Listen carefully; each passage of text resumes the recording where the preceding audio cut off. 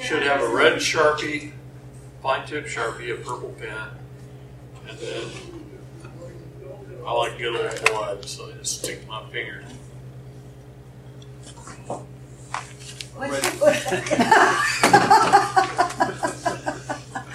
He's a man. Does anyone else want to write down their email address? Yes. Okay. Yes, this has a spider on it. Oh, yeah, that's his. It says a spider. Isn't that cute? No. It's Spider Company. Yeah, it's a big ski Love brand it. company. It's one of my favorite. Like They North make Face. the I went to put best. my riding helmet on yesterday, and there was a wool spider this big right next to it. It got killed. I've been bit by a I had to go Sucked. get the broom because I could only kill a spider with a broom. They're very poisonous, and you gotta go get this. Do you guys have those in Colorado? I got We bit. got special They're stuff. not native, they come What on do you do with the trucks. special stuff? I went to the hospital. I was young when it happened. I started necrotizing. Pretty typical. Can't you just use the red stamp? Yeah, you can. All right. I don't. Just draw a little blood. Give them a little blood. It's all the blood they're going to get. Is that what your point is? My name is David Lester. Oh, that's just your old person. My mom gave me this name. My dad gave me that name because my dad's brother's name was this, and my mom thought I was a king. Well, you were a king, right? This is a familiar name. Oh, what name? It has nothing to Familiar, really yeah. do with you. Family name, last name. Colon in the front of your name gives your name importance. This joins your given names. This is a full stop colon. Says, hey, wait a minute. My name is David Lester. Stop. End of sentence. Familiar name. Give it importance. That's proper Parsi syntax grammar, how your name should be written.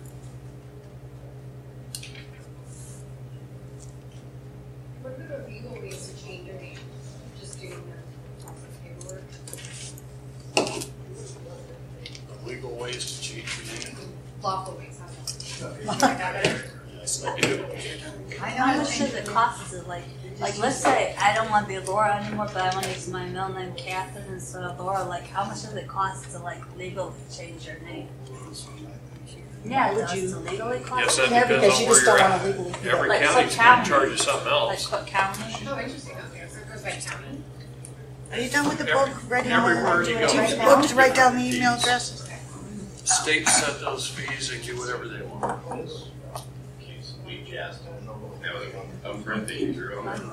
Yeah, yeah. You did it. Not a very good You artist. did it at the stop. Didn't matter. As long as it touches your name. So you want it to touch your name, to cover part of your name. Okay. That means I, the band, living.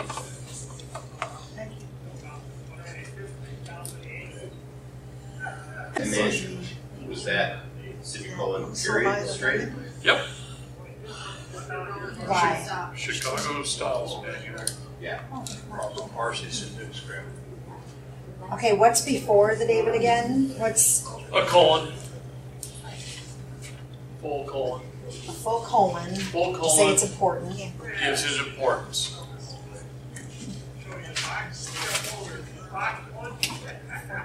Full colon afterwards gives the whole thing importance. This is your name. This is your familiar name.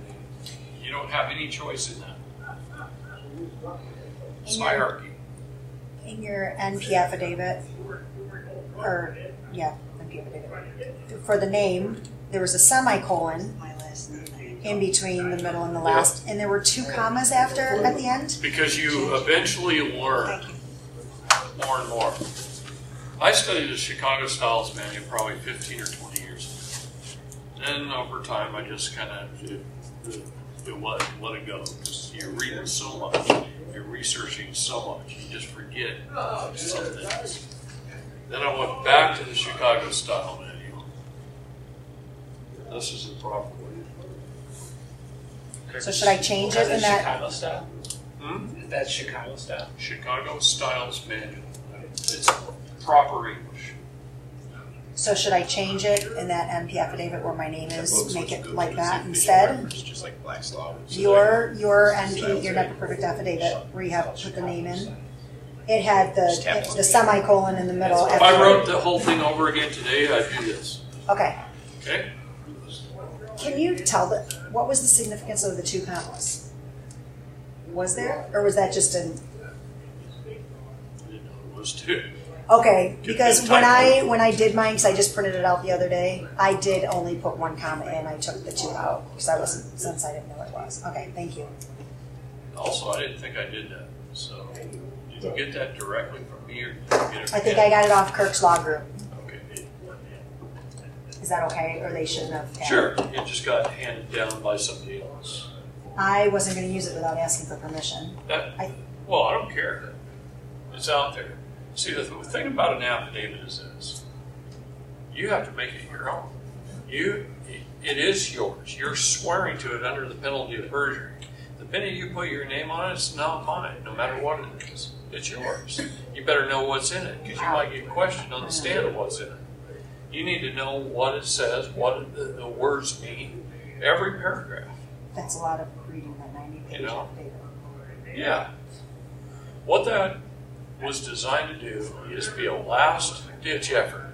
When you've lost all hope, you file the Never Perfect affidavit. You've lost all hope. Because that comes into the court very strongly. And they look at that, and they may call it all kinds of things and try and underwrite it and stuff, but they read it. And people want you to understand something. When they say, oh, we're not going to pay any attention to your documents, we're not going to do this, we're not going to do that, don't kid yourself. They read every document that goes in that court. And they do not want to admit certain things. So if you're told something that's true and honest about you, and you don't want to admit that, what do? You run over the top of it some way. You try and skate around it. You do whatever it takes not to admit it. That's what the court's doing with your documents.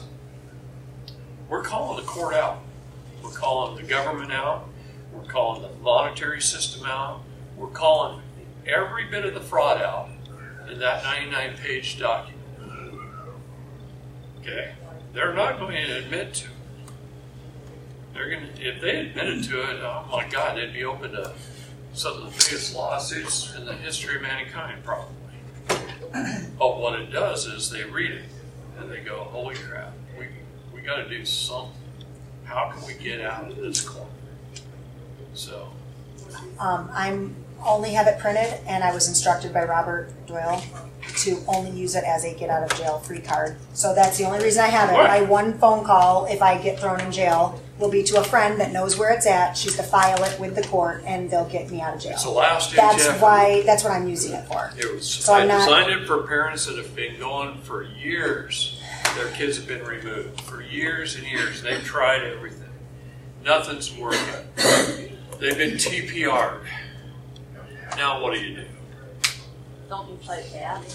Yeah, that's how I fight back. You Yeah. call out the fraud. You expose them.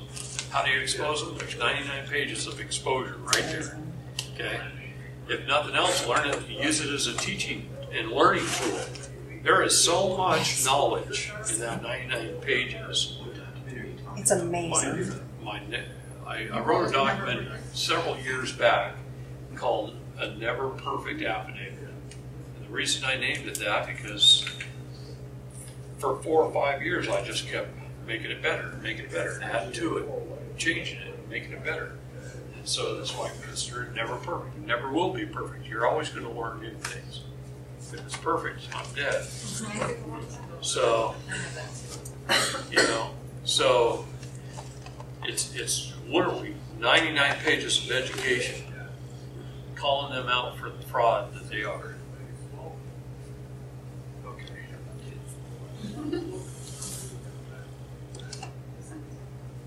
Yeah, I mean, you can learn so much. Just it ought to be taken out of affidavit form a book.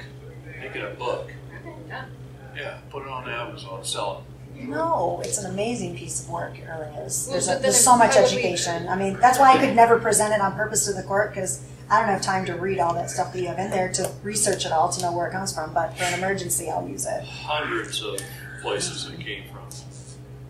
There is a ton. Why do you call it last ditch? Why not every jab? You've got to be able to represent.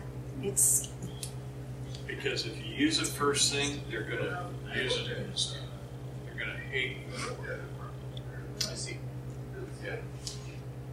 So it's never to design, it was never designed to be a first and only document. It's designed, It's the nuclear option. it was, Going that's one way or right, the other evidence. absolutely. All right. Yeah. It was designed as a nuclear option. So notice of appearance is first. Okay. Error of coram nobis, put them on notice that they're in the error.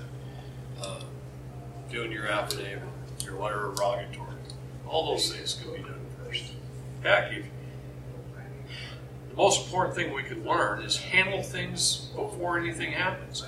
You get a letter in the mail to your all caps name from somebody, get it taken care of within 72 hours. First. Don't throw it on the fridge and forget about it, or put it in a drawer and forget about it, because then the problem just escalates. Pretty soon you're in jail. You know, more people get in trouble by procrastination than they get by just handling something. Same with a ticket or anything else. I come home to a ticket I've been gone for 3 months, you know, and there's tickets all over my stuff, so what do you do then? these tickets, while you were away, you got these tickets. Yeah. Seriously. Then you do an affidavit that says, I arrived home on such and such a date to Start the clock then. start the clock then. Very good. No, you start the clock on the day you left. Right, writing And that. then where you I go. received a letter from, I was served actually, I was served a letter. It was basically a motion for court date. And you can see, do you have somebody to write a date, or somebody to write a date? On every first notice. It's banking law. Okay. Credit card company.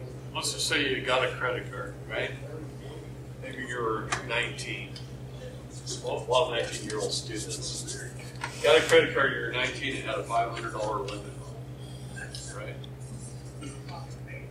All right, $500 limit. And you go out and spend some gas and some other things, and you run it up to a $200 balance. And they send you your first invoice in the mail to your all caps name. You take the invoice, you stick it on your fridge with a magnet, you say, oh, worry about that later when I get paid. And you forget about it. You open the fridge 500,000 times between now and then, and you can't seem to see that thing on your fridge. 30 days goes by, right? 30 days goes by, they send you past due notice.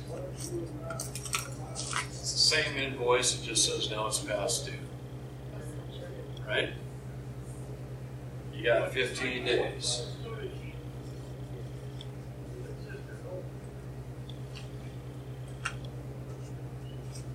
You don't pay it within 15 days. You stick that past due notice on top of the other one on your fridge and you forget about it.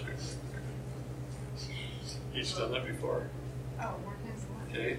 They send you a default notice.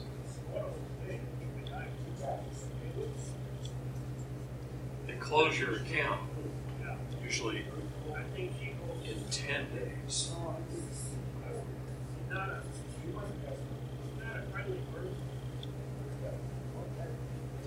Now you got this $200 bill. You no longer have the credit limit. You have $240 on it now, right? And you're in default. You say, that sounds, screw you, I'm not paying it, right? So what do? What happens? goes to collections. You got 10 days to pay it. It goes to collections. So they sold it to a third party and you no longer contracted with them. Only if you know that, which nobody does in IT. True. Okay, we'll get out of that one right. Okay, now it goes to collections. Collections starts the clock over 30 days. They follow up at 15, then you have 10, and then they file for judgment. They file for judgment. Unless you have parents that pay for it. Because I did that stupid credit card crap, and my parents, which I feel was wrong on their part, they cleared the slate for me. They paid all my credit card debt, and then they started me from scratch. Yeah, they should have. You guys should have dropped this lesson. No, I think they should have make me learn the lesson. If Right. you have debt, pay it. So anyway, this starts the clock over at 15, 10, then judgment.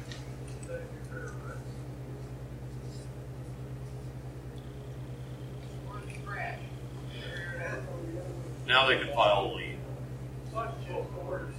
They can file a lien on your house. They can file a lien at the county on your name, on your social security number. Okay? Whatever it is, they got a judgment. Now, in the beginning at the credit card, somewhere in here, before this first 30-day period, they sent you terms and conditions. You had 72 hours to refuse the terms and conditions. Or alter them and change them. That did win in court. That guy, and the bank didn't even notice it, and then he had the 0% interest. You can alter them and change them. If they don't notice it, 0%. they defaulted and you got it. But if they notice it, they can say that we're not going to do business with you. We're canceling your credit line. Okay, it's up to them. They can respond to your response. That is banking process. Well, guess what? Every court is a bank. Every judge is a banker. Got that Black's Law? Garbage. Why is it garbage? You look up the word judge, it says see banker, see postmaster. You look up the word court, it says see bank and see post office. All courts were set up as United States District Postal Courts. Benjamin Franklin set up the post office as a bank. All courts are banks. All courts are operating in commerce. All crimes are commerce since 1934. Even murder. It's a crime of commerce. You get the same thing going on. So, your first answer, they send you something, you answer, you've got 30 days to answer. You send them something, they got 30 days to answer. The second time, they got 15 days to answer. The third time, they got 10 days to answer. Now, on an affidavit, it's going to be a little bit different. It's 21 days. A notice, an initial notice process is 21 days. That's why you got to publish things for 21 days. Okay? Affidavit, your first affidavit is 21 days. And treat all affidavits as 21 days. Now, other than that, there is nothing. That's how courts operate. There's only two things without statute of limitations.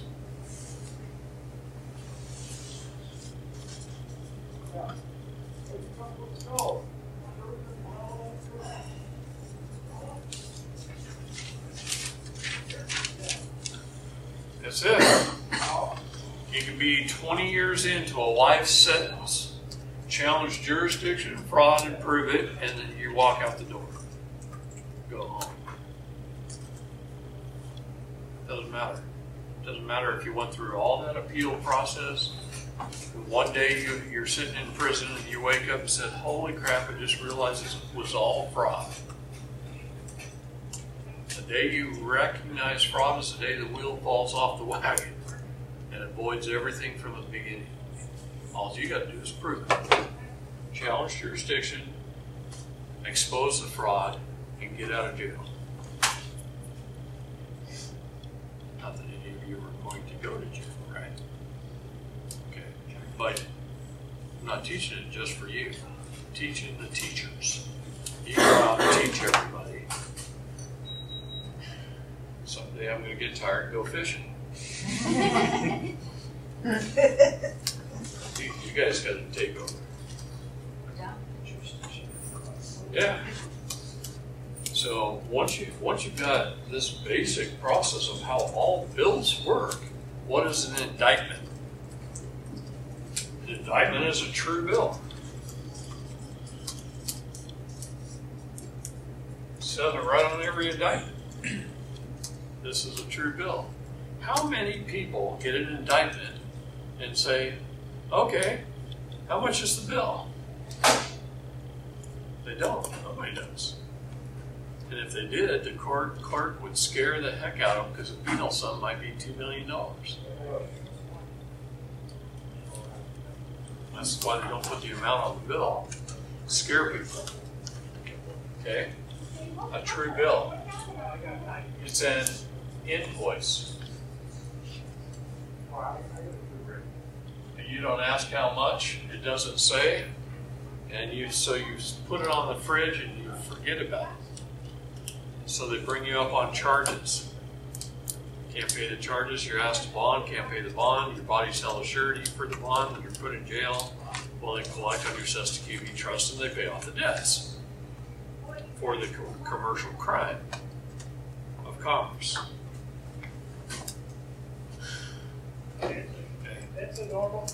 Once you understand it's this simple, you start looking at everything a little bit differently. And that's the key, to look at this stuff differently.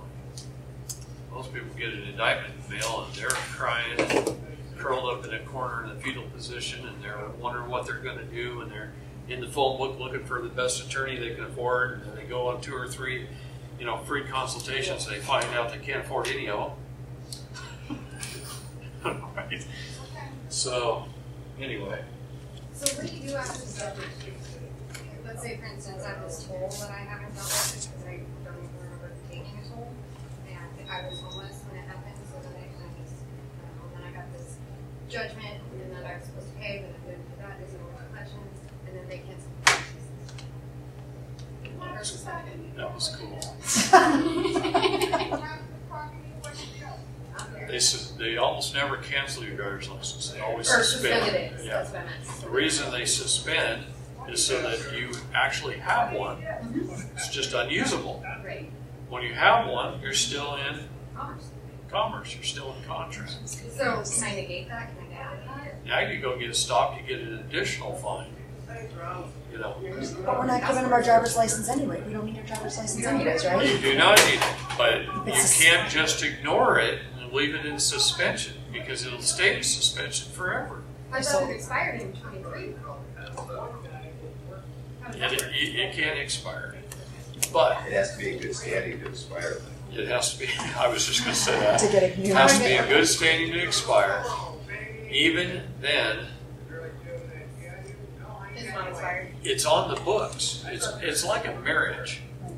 I have to. You have You to can get get rid of married. I can get married to somebody with a state, and I can get divorced. And as far as the state's concerned, I'm still married. That lives on in perpetuity. You have to annul a marriage to stop. Remember in all You mean like if you're- You have to go to Puerto Rico where they keep the record. You're an organ donor on your Yeah. driver's license once, you always are? Wait a second, are you saying if we're divorced, if we haven't annulled it, we're not divorced? You just changed your tax structure. You were never really married and you're never really divorced until you go to Puerto Rico and fix it. That's where they keep the records. And they'll mail him a 10-page document in Spanish, and that'll really freak him out. We need to you want to go? Huh? Do you want to go? Puerto Rico, I've talked about it. What? I've talked about it. Oh, I'll go. I'm on. If you look at the United yes, States, I will go. if you look at the United States Patent and Trademark Office, states patented the marriage process. The blueprint of that patent is right there on the board. Real simple little blueprint. The state is the primary contract holder. It's at the top of the pyramid. They join with the husband. In other words, the state marries the husband. The state enjoins with the wife. There's no line connecting the husband and the wife. It's broken. A dashed line is a beam that bears no weight. They put God's name on the beam that bears no weight. It bears no weight in the contract. They took God out of the picture. You married the state. Oh my gosh. So when they deal with things, it deals with everything through the state when you deal with your wife.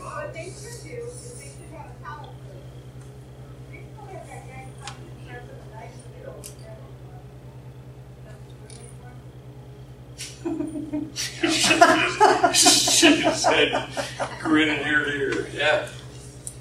Yeah. I think I sent you the marriage thing just this morning. Giveaway check. Sure.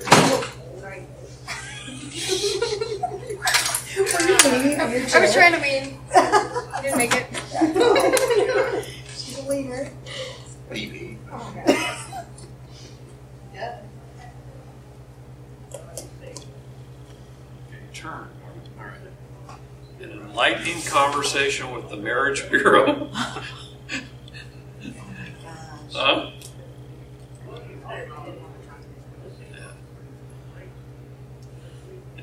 About 20 years ago, my former wife filed for divorce. We had 7 children, 5 daughters, 2 sons. Our youngest at the time, our second son was 5 years old. At the time, I prepared a counterclaim to the petition for dissolution her attorney filed in domestic relations court. I met one afternoon with the head of the Maricopa County Superior Court Marriage License Bureau in downtown Phoenix. The Marriage License Bureau was headed by a young woman of about age 25. I asked her to explain to me the general and statutory implications of the marriage license. She was very cooperative and called in an assistant, a tall black man who at the time was working on an operations manual for the internal department use of the agency. She deferred for most technical explanations to her assistant. He walked through the technicalities of the marriage license as it operates in Arizona. He mentioned that marriage licensing is pretty much the same in the other states, but there are a few minor differences. One significant difference he mentioned was that Arizona is one of 8 western states that are community property states. The other states are common law states, like Utah, with the exception of Louisiana, which is a Napoleonic Code state. Okay? He then explained some of the technicalities of the marriage license. He said, first of all, the marriage license is a secular contract between the parties and the state. The state is the principal party in that secular contract. The husband and wife are secondary or inferior parties. The secular contract is a 3-way contract between the state as principal and the husband, and the wife as the other 2 legs of the contract. He said in the traditional sense, marriage is a covenant between the husband and wife and God, but in the secular contract with the state, reference to God is on a dotted line and not officially considered included in the secular contract at all.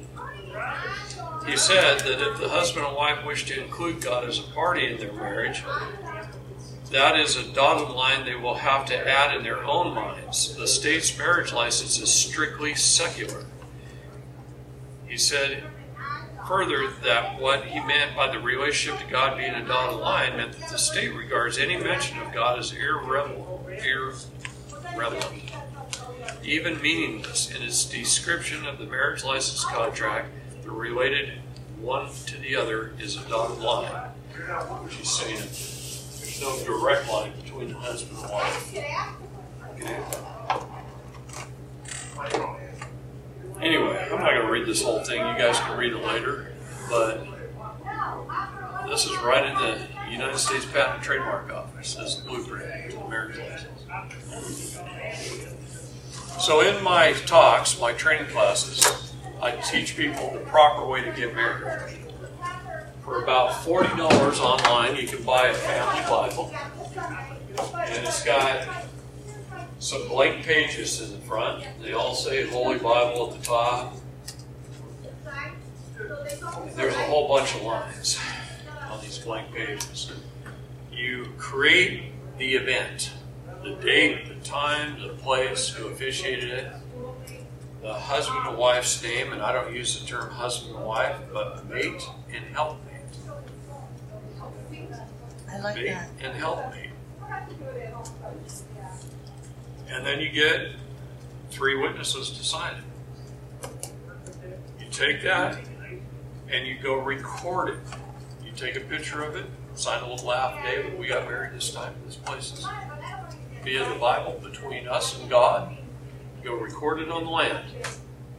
Now, the state of Alabama heard one of my presentations that I gave to the 10th Amendment Society down there. And it went before the legislature.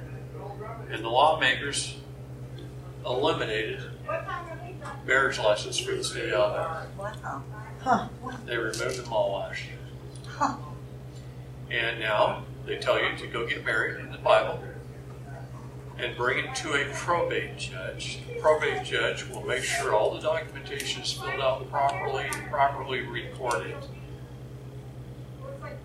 And the state of Alabama no longer issues marriage licenses. Okay? Very simple things. These are things we all should be doing. What We if you're can- not, I mean, my family is raised Jewish, so I guess I would do It doesn't have to be the Holy Bible. that. Okay.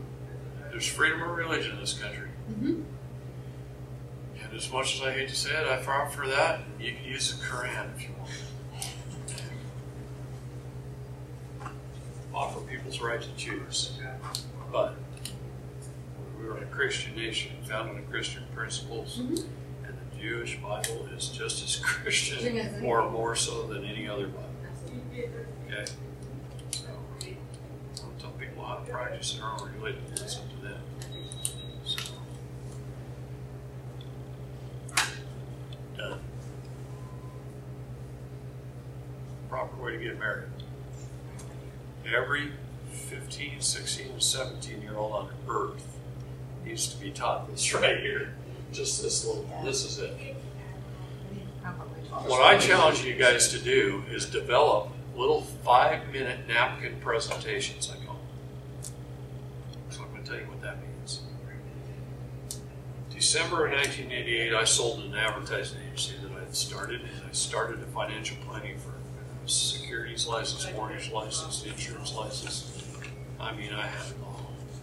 And I did it big. I went out, I rented a whole entire floor, second floor of this huge office building in a cruiseway in Portland, Lake Oswego, which is the financial district of the West. And I hired over 100 salespeople. And I said, a great way to get started in sales is to sell mutual funds. They're easy to sell. All these salespeople went out and they were having a hard time selling it, a hard time making their commissions and the money they need to live on. So I developed a 10-minute napkin presentation.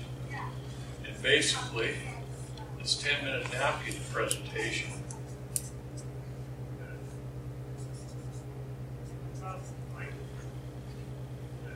basically showed how you, a husband and wife, can bypass these middlemen, go directly into the American economy,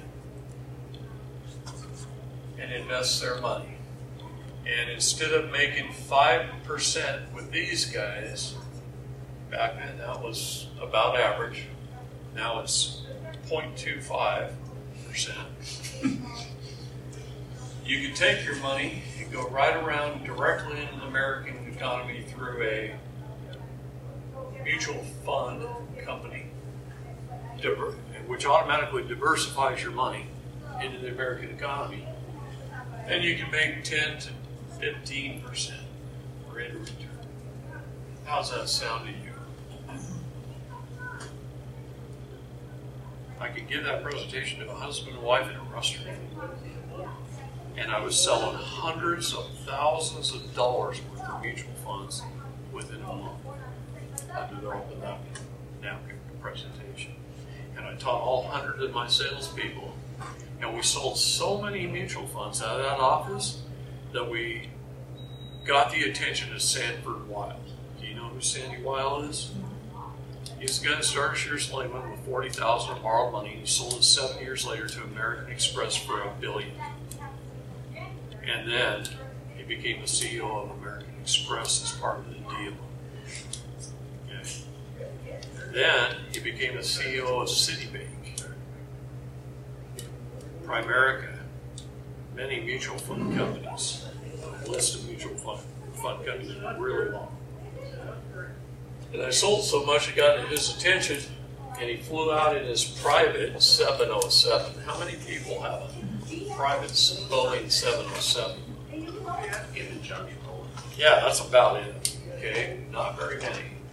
And he picks me up and he flies me to New York City and he puts me up in the Waldorf Astoria. And every day for about 4 days, a limo would come pick me up, take me to a recording studio, over and over and over again until we got it perfect. And I was a 26-year-old kid. I got that napkin presentation down, and they used it to train Citibank employees for years. In fact, a gal I went to high school with, living in Orlando, Florida, called me just about 5 or 6 years ago and said, "David, I had no idea you even did this. But I just watched a video, Citibank training video, of you doing a presentation on how to sell mutual funds." So from 1980, I think it was 1990 when I did that Citibank thing, till 6 years ago. They'd been using it that long. That freaked me out. The other thing he did is right when I was done with that presentation in New York, he says, "Have you ever gone to a National Association of Financial Planners convention?" I said, "No, I didn't even know they had such a thing. I was a 26-year-old kid, I didn't know anything." He goes, "I'd like you to speak at it and do your napkin presentation."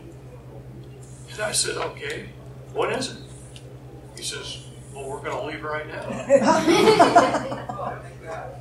And he puts me on his 707 and flies me to the Tacoma Dome.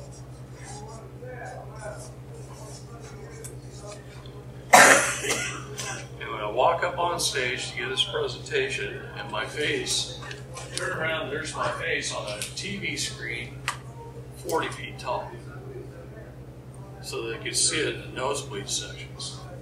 And it was in front of 40,000 people. That's the scariest thing I've ever seen for a 26-year-old kid to do. Well, he gave me 30 minutes to do it. I had 30-minute slot to fill. And that's done in 15. Now what do I talk about? I have no idea. I had to Did you talk? make shit. Just repeat it to make You sure very you quick, understood huh? what it You was. got to understand, that was my first public speaking appearance. Really, in front of a group. What a way to start. Other than in church, you know. I have to get up and give a talk in church when I was little. That was my first public. I failed speech in high school. Fail. Yeah, I failed speech. It was my first F in the history of my school year, school life. It was my first F because I hated getting up in front of a group so bad. And here I am standing at this podium with me looking over my shoulder. God. Yeah, it was weird. Really weird. That's what I do for a living. So anyway, what I'm saying with this story is develop little napkin presentations that you can sit down with somebody and teach them. You can sit down with a 16-year-old and draw this out and explain it just like I did and show them the proper way to get married. What would happen in the United States if the vast majority of people getting married weren't getting a marriage license? What kind of changes would that make? Huge changes. We're telling the state that they're not involved. That's right. So take every little aspect of this business of learning and create a little simple, your own napkin presentation that you can give in 10 or 15 minutes. And this is how you can teach people, especially the young people that need it. I mean, look at all of us in here over 40. Except for maybe you. You're not 40 yet, are you? Anyway. You see what I mean? Why don't we have a bunch of 15, 16-year-olds in this room right now? They don't listen. They don't care. Because They don't care because were they have brainwashed masters by in the Obama right. TV. Exactly. They've been in indoctrination. But if you're 15 or 16 years old and you just brought your boyfriend home for the first time to your parents, You're going to listen. and the parents sat down with you and said, if you guys ever plan to get married, and I hope they don't do that on the first time they bring them home, but if you ever plan on getting married, here's how it really works, and here's how it should work. What do you think? I think we'll do that how they should work, because I feel that most people do not want to. And They don't want deception. what? People like to be deceived. When you feel that there's a deception, it's instantly unpalatable. See, Anna Bonner writes when she wrote her first book, I thought she was brilliant, because the name of her book was, You Know Something Is Wrong When, ... And she wrote it designed to teach children. That's why it's fully, full drawings, right? You know something is wrong when. I think everybody feels that. Everybody knows there's something wrong. They just don't know what it is. They can't put their finger on it. Do you know Speaks? He wrote The Truth, the Whole Truth, and Nothing But the Truth. That, I think, is the best little handout. Great book. Knock it out of the park. Yeah, great book. And there's many of them. A lot of guys have done it. But if you can develop something that you can, in a restaurant, on the back of a napkin, or on the back of a table placemat. I had a couple come down who had just lost their kids up in Washington State. And they drove all the way to Bend. I didn't even know they were coming. They called me up at 9 o'clock in the morning and said, David, are you in Bend? And I said, yeah. And they said, well, we're in Bend too. We're just visiting our kids. You got any time to meet? I really didn't. But they said, we drove all the way down from Washington to see you. I'd like to meet with you. So I said, all right, I'll make some time for you between 11 and 3. We went to Black Bear Diner restaurant. Black Bear Diner has those paper placemats, that go under your plates. On 3 of those placemats, in 3 hours, I taught them a whole bunch of stuff, just like this. The very basics of law, what's going on, how to do it, what documents to file. I sat there with my iPad and sent them emails right from there of the different documents that they could go home and change. And about a month later, they called me up and said, David, we want our kids back. Thank you. If we can get good enough to do that over and over and over again, think of how many people we can help. It's just developing these little tiny things, these little napkin presentations. Do one on marriage, do one on birth certificate, do one on traffic tickets, do one on whatever.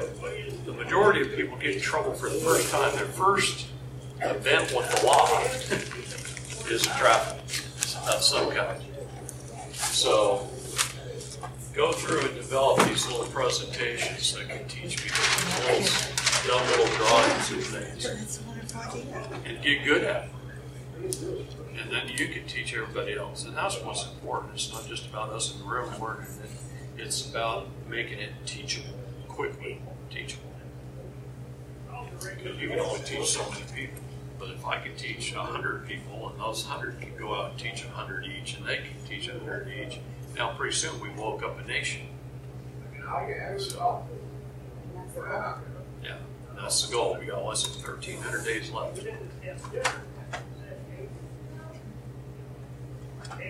And really, that's all we have. I never would have thought that 10 years ago. But I've studied enough to know that I've seen things come true over and over and over again that were written in the Bible. So how shall I not believe that? Yeah, I can't justify not believing that. So,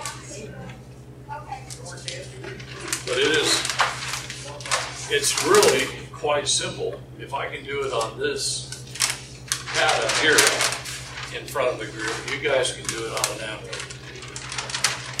And make a book out of it. What's that? And then make a book out of it. That's what we want. Everybody asks me, how come you don't write a book? Well, because I can't sit long enough to write a book. You can dictate. I have a son who's a writer, and I've asked him to write a book about it. And I was hoping he'd learn while he's writing the book, you know, but he can't find time to write the book either. A couple really good ones out there. Really solid summaries. Yeah, there is. There is. Yeah. I think it needs to be like an audio book. You have a book that has all the stuff in it. I know everybody learns We're different making it ways. harder. I'll tell you what, you tell me something, I'm going to forget it in half an hour. I read it, I'll remember it for life. Yeah. I have to have all of it. I have to have it in my So- hands. It has to be in a frame. I have to read it, hear it, taste it. And it's true, everybody has a different method of learning. But,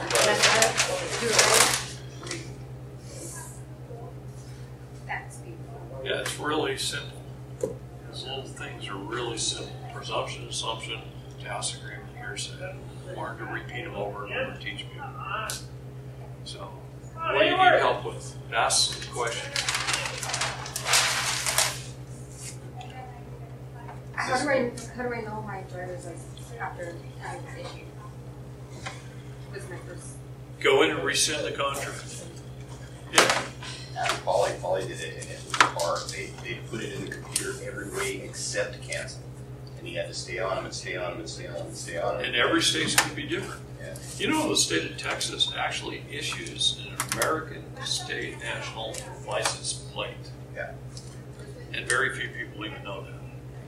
For an American state national. So you can buy it. It's an Oh, actual state issued plate. And it never has to be renewed, never have to buy tags, anything. Every state is supposed to. Under the U.S. Department of Transportation guidelines, Regulation Z, all states are supposed to provide us with a republic form of government and a sovereign plate. Oregon has them. Oregon lists it on their website, and they say you can get it here, here, and here. 3 locations. All 3 locations are in Salem, which is the capital city of Oregon. One is the main office of the state's Department of Motor Vehicles division.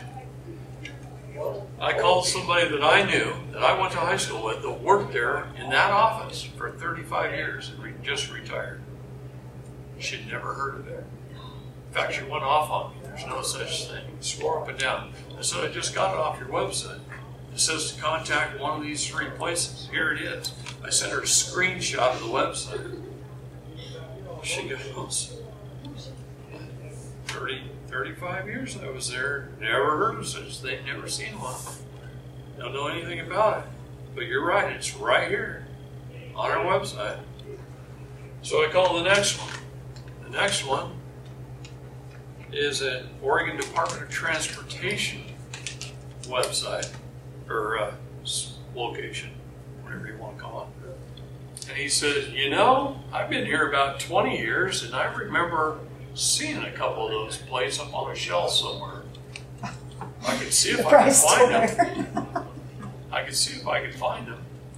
I said, great. Thank you. I appreciate that. See if you can find one. And here's my phone number. Call me back. 2 days later, he calls me back. Sorry, buddy. I couldn't find one. Couldn't find it anywhere. The other one was a Department of Transportation's website. They say, yeah, we got the machinery and everything to make one of those, but I don't think we've fired it up in 15 or 20 years. I'm not sure I know how. Did you get into it? No. Yeah. He gave me somebody else to talk to. And they gave me somebody else to talk to. And they gave me somebody else to talk to. And I said, screw this, we ought to just sue the state of Oregon and make them do it. Just haven't done it yet. What they call Illinois, they transfer people to 6 different offices. Yeah. Regulation Z plates. The U.S. Department of Transportation says states are required to issue Reg Z plates. There's a lot of people that do them in the private market that sell them for this purpose, Yeah. but then you've got to know what you're doing to back it up, you know. Yeah, because a lot of them get arrested that put it on their cars. Well, they just slap it on and think I'm done, you know. There's more to it. Yeah, it's called the MSO and the MCO. Right. Question. Yeah. Well, did you just ask if there was questions at this point? Because I want to go back some. Yes, we go back some. I don't care. Okay. And forgive me, all, but this didn't stick. I'm not that bright, so. Notice of appearance. Our ARACOR notice and our notice of service. I understand what they are. I don't understand their application, and I don't understand their content. No, you'd have to see it to understand it. Okay. Your notice of appearance is telling the court who you are and what you are and how you're going to appear. That you're here by special appearance, not general appearance. That you're a man, a living soul. That's an American state national. You're not a citizen, person, or resident. Essentially, that's what the notice of appearance is. Okay? It says, yeah, I'll show up in court to settle this matter, but only under these conditions. That's what it is. And you wait for a response. Wait for a response. And they'll send you a date, judge date, please. Sometimes just on the notice of appearance, they remove your court date. It's not worth their effort. Right. Yeah. Yeah. Sometimes Just it's stay 10th time in there, I'm sure they can give up on it. eventually they do give up, Yeah. and then you're truly free. Then you drive down the road, you're talking on your cell phone and not putting your turn signals on, and pretty soon, you know, all the cops are just leaving you alone, waving at you. Yeah. And for the not serious part, but like the silly things we were talking about. You were talking about dismissing the way that you were talking about the game. It's a 72-hour thing. Yeah, within the 72 hours. What's your response. after silly tickets? So what's that? So what's the standard operating procedure for silly tickets? Like I did with that registration ticket. I just write here, offer to contract is not accepted. Right. And maybe if you're actually traveling, well, traveling in private automobile, even if you're parking in parking lots, you're not traveling. You're still traveling. Sure. If it's involving your vehicle. So refuse the contract is the ticket method. Yes. Yeah. Title 18, Section 242, you're operating under the code or law. Yes. See? Once you do that, they go, they know they're operating in code or law. If you want to have fun, go see your county attorney. Say, Mr. County Attorney, my name is Dave Doyle. I've done this here many times. I like Dave. Wait, what did you just say to tell him? I sat down with Dave Doyle and I spent about 3 hours going through this stuff with him. And I says, how do you guys feel about that? And he says, honestly, I'm just biding my time until I can retire. That's what he told me. Yeah. I'll just bide my time until I can retire. He doesn't want to mess with, and he can't just position it and stay shut. Yeah. So I said, well, how many color law lawsuits do you get? And he says, I don't know, about 40% of all the lawsuits Deschutes County gets are color law lawsuits. I said, good, I've been teaching the people. That's awesome. 40% of all the lawsuits Deschutes County gets are color law lawsuits. Wait, they are color of law, or 40% people are calling them out on it? Well, that's what it is. That's a color So of people law are lawsuit calling them out on is calling them 40% out. in your county. Yeah, Good in job. my county. Wow. So that's what we got to get to. Every county. Now we got a couple of brand new judges that are just pure hell on wheels. You know, That's too bad for them. This stuff doesn't stop. got to do it all over again. What's that? For the steps and filing documents. Well, who would have elected them? Who would have voted them in? If there's 40% of the people, how did those judges get in? This is ridiculous. Good point. I don't know. Judges seem to get into office and they seem to run unopposed. Good thing I'm not there. You know? People are still blind to that. Yeah. So if I were to run, but then I have to be an employee. That's not the way I'm gonna You remember when I stood Yeah. there and I said, as an American state national, when you step into office, you're a state citizen. Okay? Citizen is an employee of government. Which means Bob then you have Thornton to. was like swim in both waters. Was the goal. That's why I teach the 3 jurisdictions. What is the law? Who has dominion? Me. When I can walk between jurisdictions, back and forth whenever I want to, and not end up in jail, that's how you know you're free. All these patriot groups, man, they want out of admiralty and they want to jump into common law with both feet. God only give you one jurisdiction? See? That's what I tell them. No, but if we have dominion, then why do we have to get on the ship if they want to be bullies to us? Why do we have to? Why can't we say, no, don't bully me, I'm not getting on your You ship? don't. That's what he's teaching us. The answer to that is you don't. The other answer to that is they've been getting away with it for 150 So this way, we just years. we need to fight. We just need to go on their ship and just like take them out. We I can have do that. to correct the errors our public servants are Okay. making The only way to do that is to get on their ship and let them out. and educate them so they never do it again. I've Gotta heard go We on. say educate them, yeah. Yeah, you got to get on board and educate them. Okay. That's why I say that's our only 2 jobs. The rest of the time we can be fishing. Okay. From their ship. Unfortunately, it's a full-time job. From their ship. You have to. There's no other way. There's no other You way. can't scream it from your ship, they're not listening. Anyone, this is one of the big reasons for the terminology that's being misused, sovereign citizen, is because those guys that are practicing sovereign citizen baloney is because they are not calling them out on their own ship. Once they call them out on their own ship, then they're free. They have dominion. So who are these sovereign citizen people? What are they doing? What's their Lots point? of people that learned about this Is much this of what I way know. to make people like they're like Obama wanted, make people think they're sovereign and free, but they're really not? He's still we got to are work by all citizen. sovereign when we follow the steps I've taught you in this class. Right. And you've done the proper documentation, you got the proper paperwork, and you learn how to walk between jurisdictions. You're a sovereign.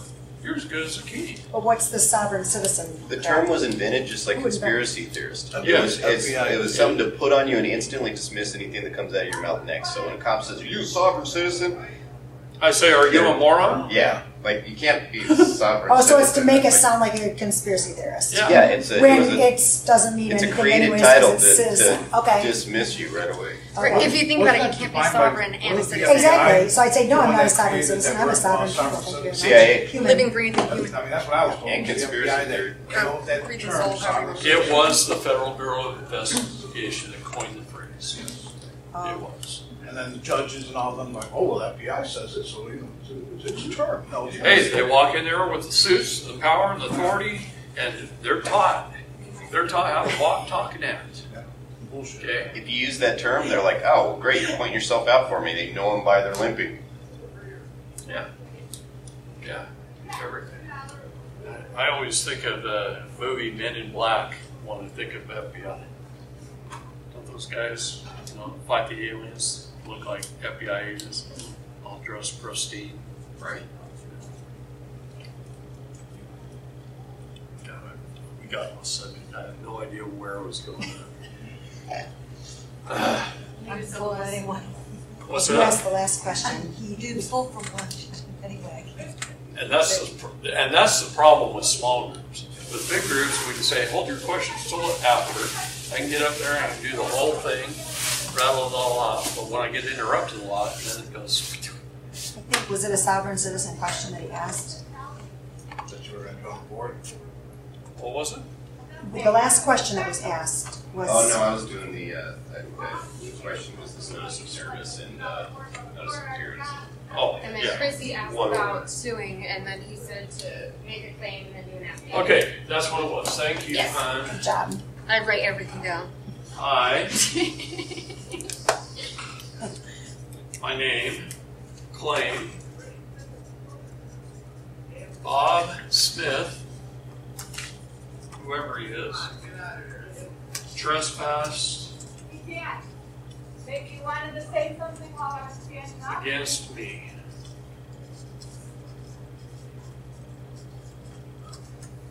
And then you just small explanation of how he trespassed against me. He stole my kids. He showed up at my house, kicked my door in, took my 2 kids, and he left. Therefore, he committed kidnapping.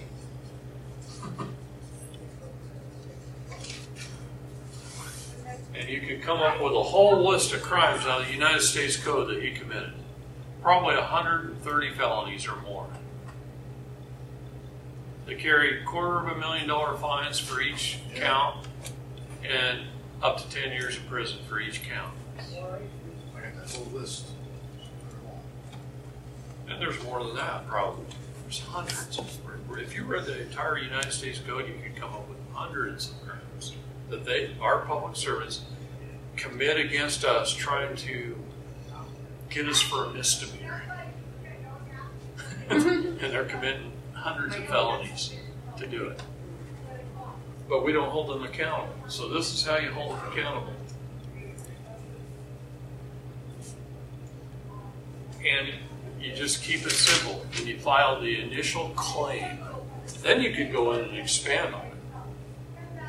But you just get the initial claim file. It's a 1-page claim document explaining a little bit about what he did, calling for a grand jury or a prosecutor to prosecute.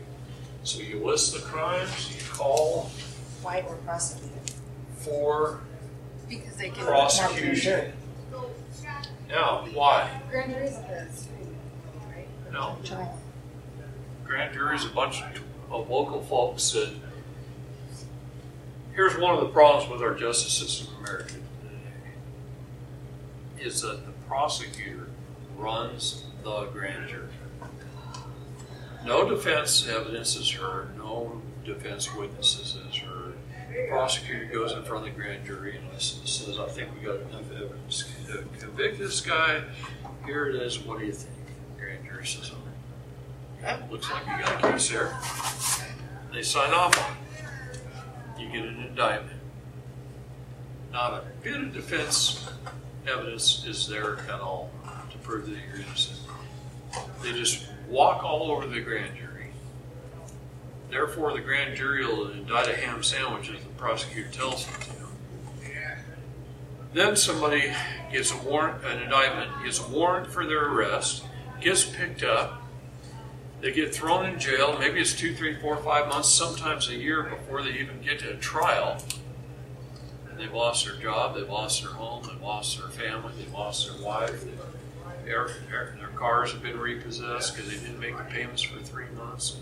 On and on and on. Their life just gets absolutely destroyed. Then they go to trial, and the guy stands up there and he says, Judge, where's my intent to commit a crime? Where's my first-hand witnesses? I'm here by special appearance. He does everything right, and he's found innocent. and he gets to walk out the door. To what? Yeah. Right, what's the remedy? To what? And why can't he do that in the beginning when in front of the grand jury? Why doesn't he get to state his case? I don't understand. Because that's one of the problems ever since we became an administrative court process, 1934, is grand juries Okay, aren't so- public. It's how you say jury trial. You want, right? There's two different ways. You want a trial by jury, not a jury trial. Okay? A trial by jury means when the jury is done making their decision, it's final. All the judge does is sentence. He's a disinterested third party. But a jury trial, the jury can deliberate and make a decision. The judge can override it.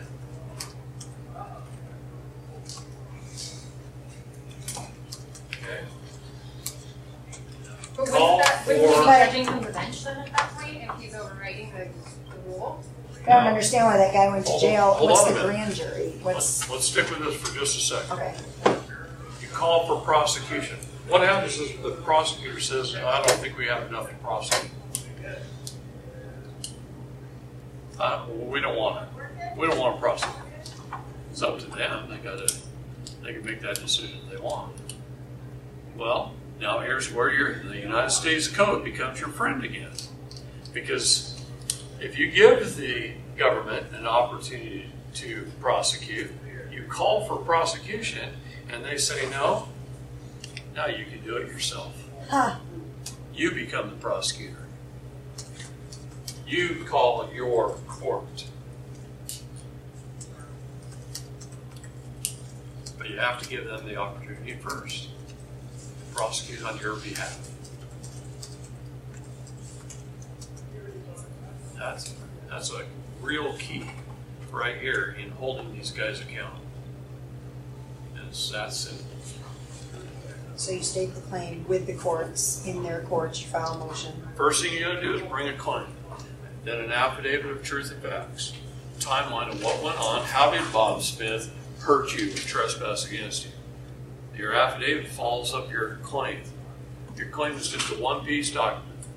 It says, I, David Straight, claim Bob Smith trespassed against me. He committed this crime, this crime, this crime, this crime, and this crime. Will you please prosecute? I'm prepared for trial. Something like that. But if they refuse to prosecute and then you do the same exact thing against the prosecutor, showing how he trespassed against you, now he's got a problem too. If they refuse to prosecute, the United States Code says you can prosecute. So now you call your own court. In front of the court clerk, you demand your own court. They supply to the judge. You're the prosecutor. You get Bob Smith up on the stand. You get your But they witnesses still get up the on judge stand. to make the decision. Huh? They still get the judge to make the decision. You could call it a trial by jury. I just, It's your courthouse. It's your building. I thought I thought the jury was only for the defendant, so when the defendant could call for the jury, instead of the Right. prosecutor, Yeah, trying to say, yeah, let's do a jury trial. What if they say, no, we don't want a jury? you're right, if you're That's the right. prosecutor, But it's better to have the if judge. you make a suggestion, almost always the defendant will go Okay. for it. He just goes along with it. Okay, I see what you're saying. So you can call for arbitration if you wanted to. You can That's do what I was whatever you saying, want like, at that point. arbitrate. It's I agree with that. yours. I agree with Yeah. that way too. So but Prosecution's you nice. first have to make a claim.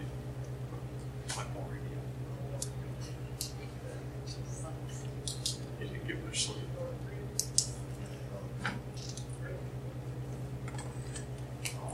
So anyway, what's next? Property, land patents, titles, how do you own houses? How do they steal your property? So title, like, how does that work? Is that like just required for, how would you do it in a car? Oh, I did write, Something, I kind of. Just a little bit of we skipped right over stuff. Oh, small here, should we jump right around? MSO, MCO. Manufacturer's statement of origin or manufacturer's certificate of origin.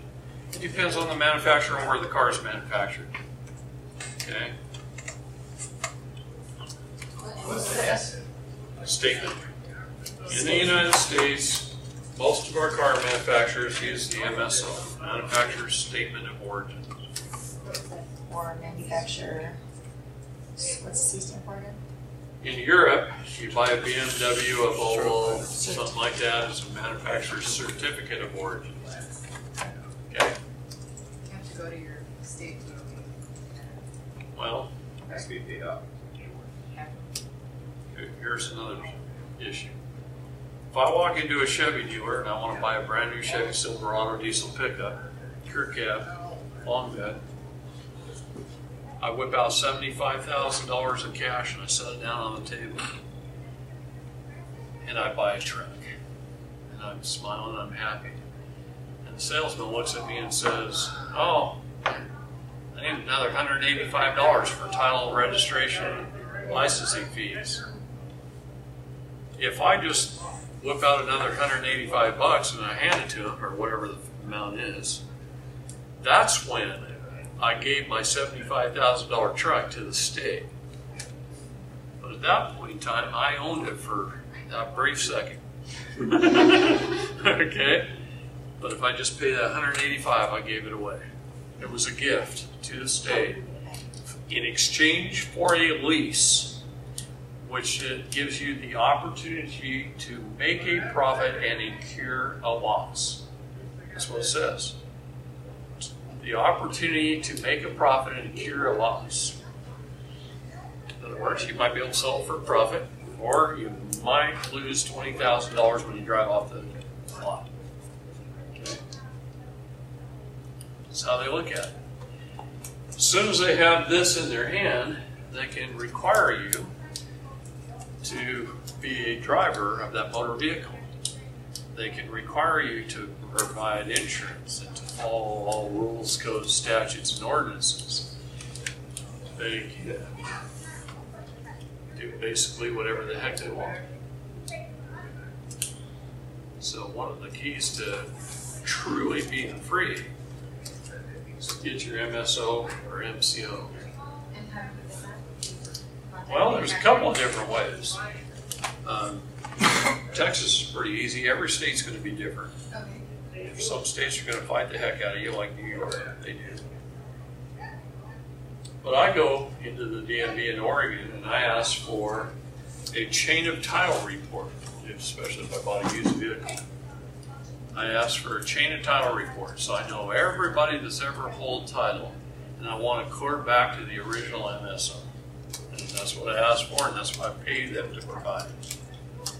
I get that. They don't know how smart I am, so I switch it all around, and I put the MSO on the top, and the newest title on the bottom, instead of the other way around. And then I take it to the Secretary of State's office, and I ask them to authenticate it. Authenticate my record. Once they authenticate it, they bind it, they put their seal on it, it's authenticated.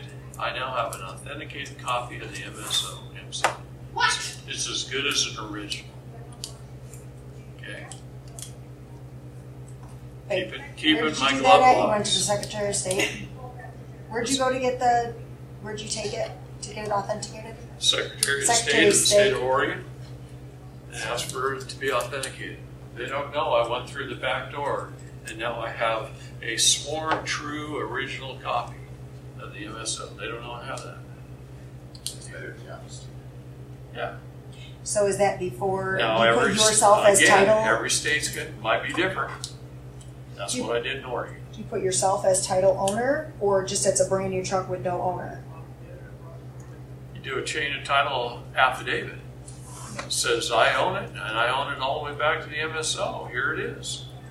Right, but once It's you in have my the, possession once you now. have the MSO, Understand, the minute they authenticate it, I have an original copy of the MSO.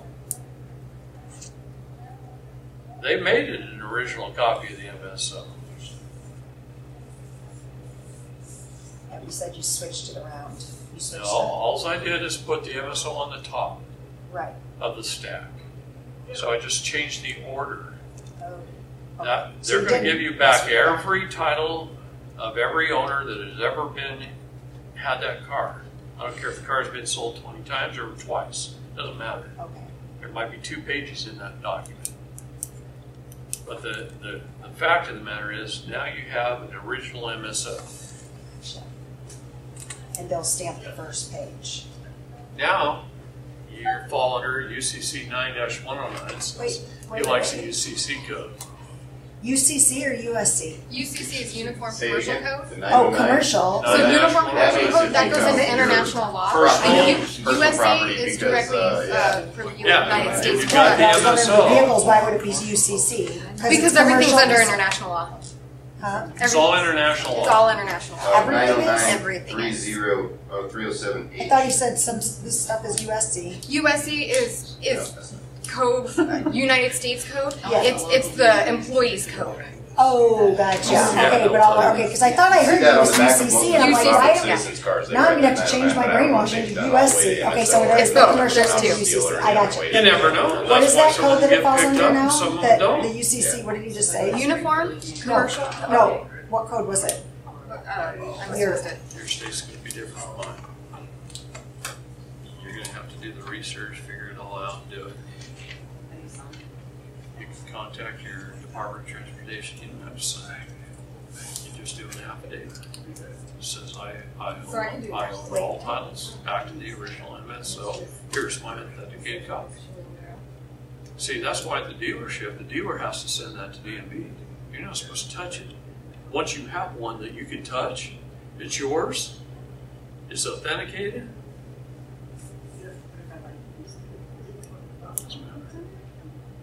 Doesn't matter. But don't they still think they own your vehicle, don't they?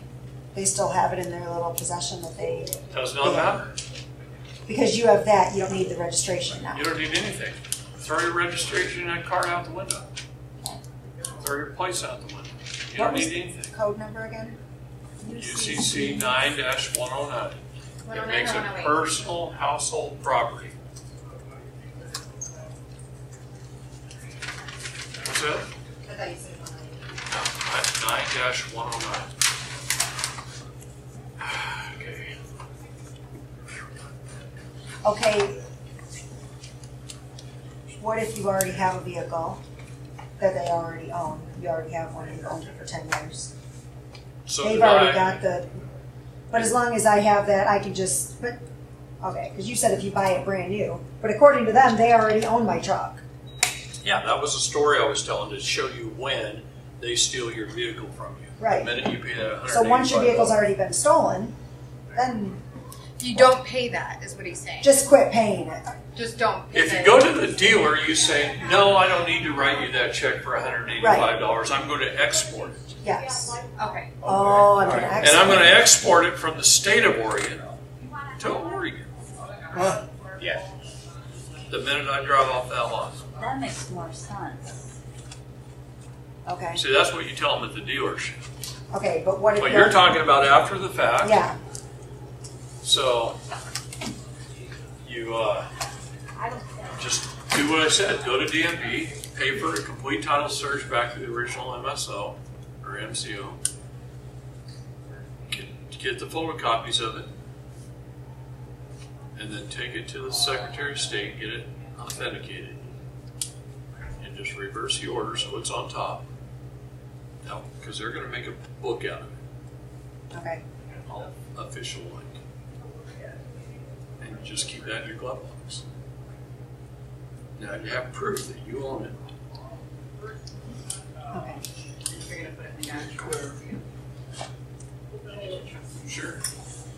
Do that via your affidavit, how you hold title. So you just a little affidavit attached, you're done. Okay. If I was right with you, tell affidavit attached. What were you doing to seal the deal? You got a chain of title. Yeah. If you have a used car that 3 or 4 owners have owned, you do an affidavit that I purchased this car from them. They purchased this car from them. They purchased this car from this dealership. And this dealership got the original MSO, MCO. So this is my chain of title. I swear and attest to it under penalty of perjury. Sign your name to it. Put it with the book. Now it's your personal property.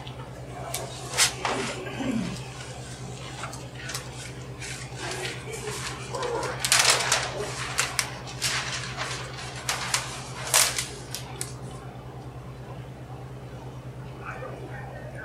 Did we cover our public servants account? No. The claim that I was talking about, went through that. That's how you make your claim. You ask for a prosecution. If they deny to prosecute, then you can prosecute. That's the best way to hold them accountable, to get that process started. Now, if the state court denies it, you move it to the federal court. Really, President Trump made that very easy for us to do. So wait, that was for our public servants that you were talking, Bob Schmidt. Any public servants, yeah. So I don't care if it's your city commissioner. Anybody acting as a public servant. The judges? Judges, police officers, any of them. I thought with Trump's new act or the executive order, You can go right to federal. I thought you can just go right to federal without even having to deal with this. You can. Okay. But let me tell you something about that. Usually a federal courthouse is somewhere else. It's highly inconvenient to most of America. The reason our founding fathers designed a government like this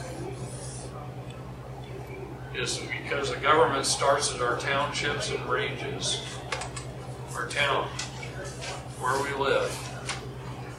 If I want to go to my lawmakers in my town, I get in my car and I drive right over there, and it costs me $5 in gas. And I can speak my piece and make my point. If I got to go to my county, I might have to drive to another city 30, 40 miles away. It costs me $20, $30 in gas, a day off work, whatever, and I go speak and I make my piece. So it goes to county. Then where's it go? State. Maybe my state capital, like in my case, is 3 hours away. If I want to go speak to my legislature, I got to take the day off, get up early in the morning, might get home late at night, and it might cost me $100 in gas. Okay? And maybe, if it's a long session, I got to rent a hotel, stay overnight, and come back. Okay? Where's it go from there? Federal. Now if I want to make my case, where's the nearest federal courthouse? If my house is 4 hours away, 4.5 hours away in Portland, okay, it might cost me more money. But if I really got to make my case and I want to do it in front of our federal legislators, I got to go to Washington, D.C. Chances are I got to bring 20 or 30 friends with me in order to get heard. In order to get heard. Now it costs me $2,500 times 20 or 30 of my friends. So our federal government knew that we the people would have the greatest voice if we had a bottom-up form of government. Now, they flipped it on our ear, and you got the federal government up here, state, county, local, we'll call it.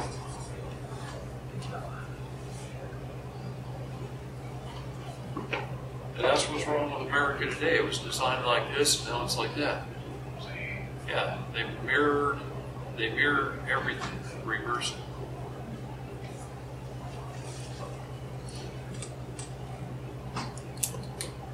And that's how the laws work, and that's the problem. Okay. We started with bottom-up form of government. Now we're top down. And it makes it harder for people to stand up and speak out.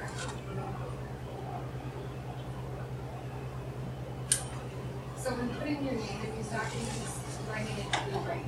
My middle name, full name, Told you how I write my name. oh, right, got it. So my middle name, is that the dash that I would do? Yeah. Like your first, your middle, that's your given names.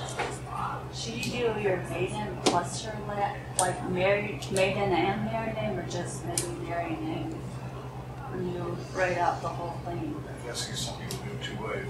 Yeah. You can do a dash. There's whoever you say you are. Yeah, you can do that on your last name if you want.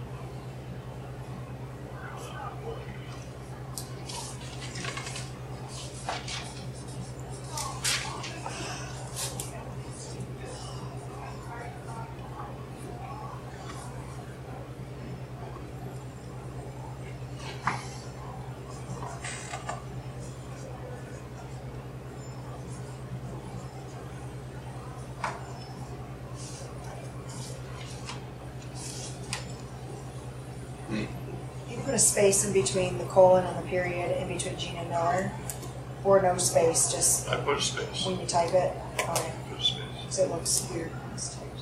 Huh? It looks right. I typed it and it looked a little weird. It was closed without the space. Okay. I think 2 periods together means something else.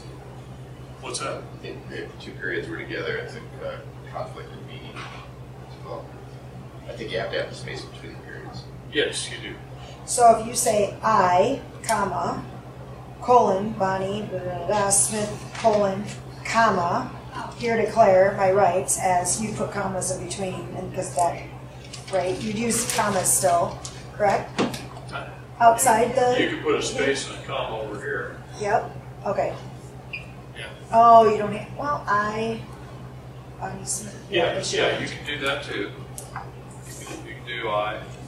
What was it? It's called pizza.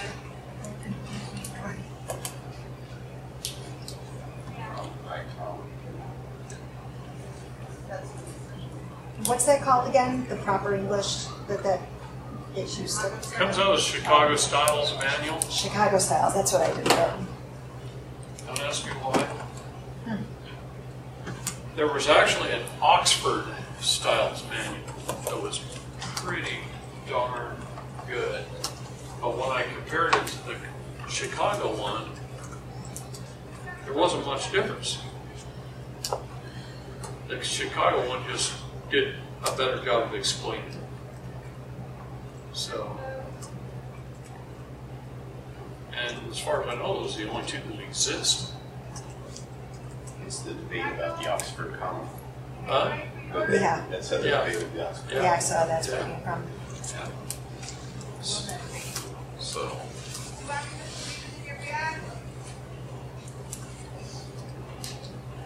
what next? Here for you guys. Huh? Don't get them. Yeah. Well, I just don't. Guys, I'm still dumb afterwards. She got her loans and she's still dumb. Still dumb. I want to say anything. Yeah. I think I've I learned never my Waste got money, any. you're going Oh, to propagate the waste school it. system. Ignorance is bliss. We have a family friend who purchased the property that we live in, or live on, and we have a land contract. We're debating, since they get the tax breaks, since we can't claim it on our taxes or stuff like that, we're debating we should just go in and get a regular loan so that we can get the tax breaks, but I don't want the tax liability. Okay, let me understand this. You have a property and No. you sold it to them. No, we have a friend who purchased a property that we live on, and we treat it as if it's our home. It's a land contract. We have a land contract, or rent with option, whatever you want to call it. Okay. To where we, live on the property, maintain it. So technically, you're buying it from him. From them, and they're acting as the bank, and we're paying 2% interest instead of 5 or 6 or whatever through the bank. But we don't get no. We can't go get a loan on the property to put up a new garage on or whatever. So we're debating if we should just go get a. I would recommend you don't do that, even if you could. What's that? Go get a loan and build a garage. Okay. Save up some money. Save up the money and go build a garage. It costs a lot less. Garages are cheap to build anyway. Yeah, I know. It's like Yeah. 8,000. Yeah. Spend a little extra time, save it, go do it, own it. Because we thought about seeing if they were willing to help us get the garage put on, and then just put it on the back end of the agreement. The agreement. Stay out of debt, especially with banks, because they will find a reason to take it from you. We're on 2 acres. I'm not sure they would, we're on. Yeah. What about establishing domicile and not being part of the British Land Trust and actually owning the land? You're an inhabitant. Yes. Okay. So once that's established and status is corrected, you could actually own my house.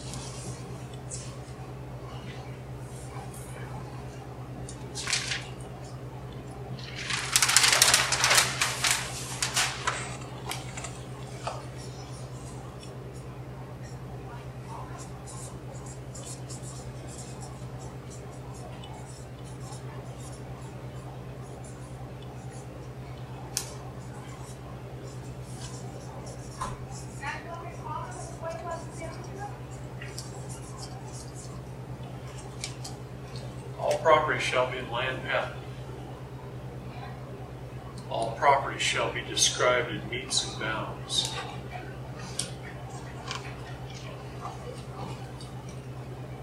Let's run through a scenario. Husband and wife goes to buy some piece of property, the house of their dreams, first time homeowners. They're ready. They sign their mortgage documents, they're sitting in a title office, and they're all done, and the title officer says, only one thing left. How would you guys like to hold title? And the husband and wife look at each other like, I don't know, what are our options? The title officer smiles and says, because this is what she's trained, most husband and wives hold title in joint tenants in common. And the husband and wife looks at each other and says, okay, that sounds good. And they leave. And the title officer fills out the documentation and records the mortgage paperwork and the new deed under joint tenants in common. Joint is husband and wife, tenants is renter, common is state. You're a joint renter of the state forever. You just gave away your property. Suck you. And in reality, you gave it away maybe 3 owners ago. Maybe 3 or 4 owners ago gave that property away. Because that property started out in land patent.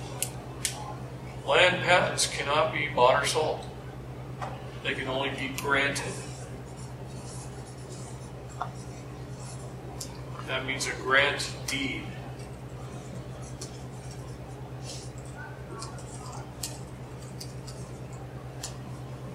I owned 2 mortgage companies and 20% of the title company at one time.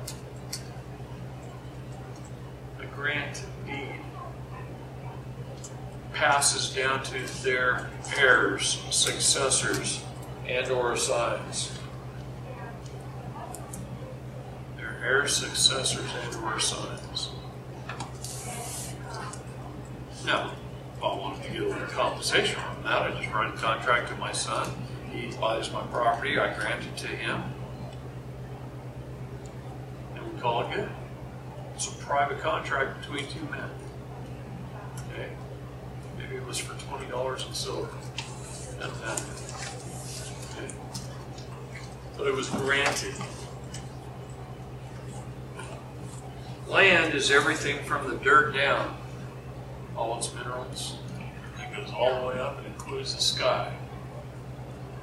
But the improvements, everything from the dirt up, minus the sky and the trees, any improvements are real estate.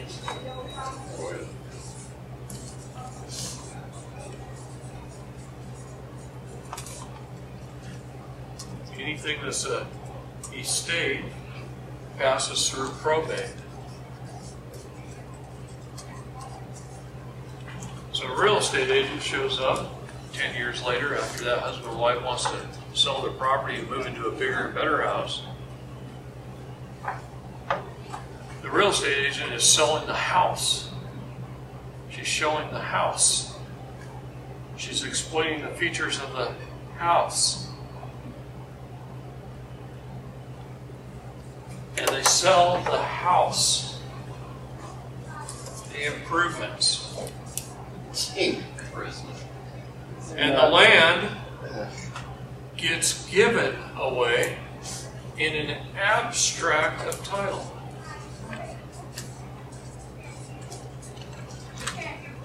Probably a warranty deed. What is warrant? A declaration of war.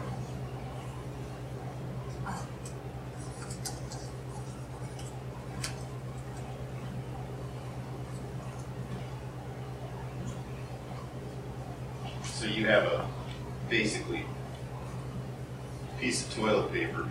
You have an abstracted title, Yeah, a lease, abstract. and the state owns your property because you hold the title in joint tenants in common. Common is the state. Common.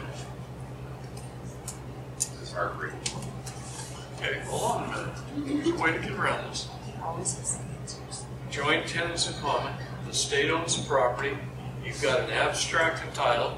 Look up the word abstract in your Black's Law. You'll see it's not a real deed. Okay? It's not a real deed. All land patent must be granted. All land must be held in land patent and described in metes and bounds.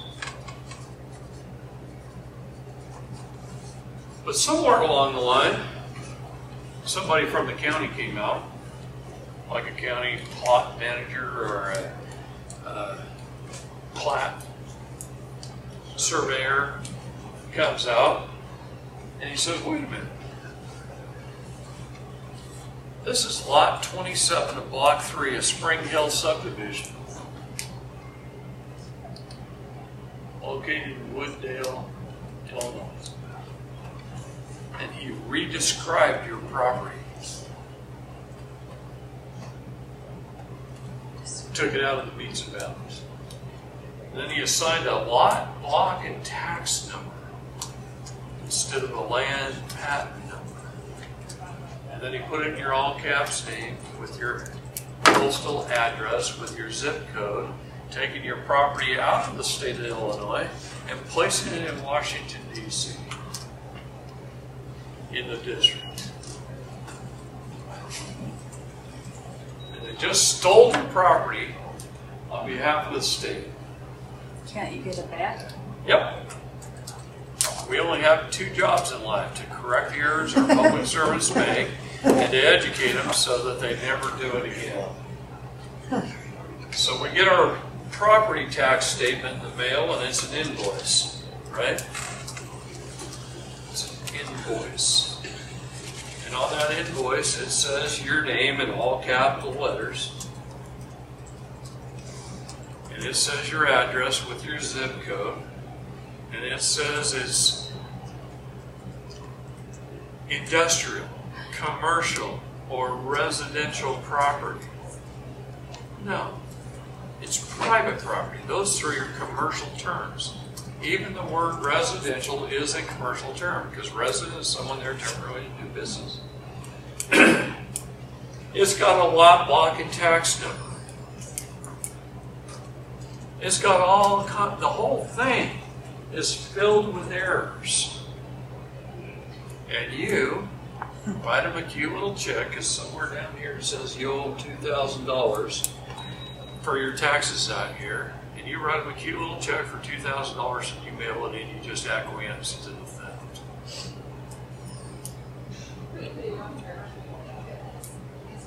They presumed and assumed that you acquiesced. They screwed it all up. You don't own your property. You just paid $2,000 as a tenant, a renter, to the state to rent your property. To rent the opportunity to make a profit and cure a loss. You get a allodial title. What? Allodial title. That's right there. Okay. So, what do? You find out the exact location on the map that your piece of property is on. Maybe you got a city lot. Underneath that city lot, probably in a piece of property that was 320 acres at one time, could have been 640, was an underlying land patent that existed. I just did one for a guy in the state of Pennsylvania, and it was the most beautiful land patent I'd ever seen. It was land patent number 402, signed by John Adams. Wow. Wow. John Adams' original signature was on his land patent. So you go to the Bureau of Land Management office with the location, and you've got to find out your township and range. So you might have to go to your county cartographer's office to get that. And you probably want to do a title history search going back to the last grant deed. And then you will have your meets and bounds.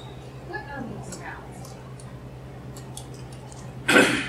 This property is located in this township, in this range, starting from a point right here, 143 feet to this corner, and 127 feet to this corner, and 300 feet to this corner, and back and so forth. So that's the technical.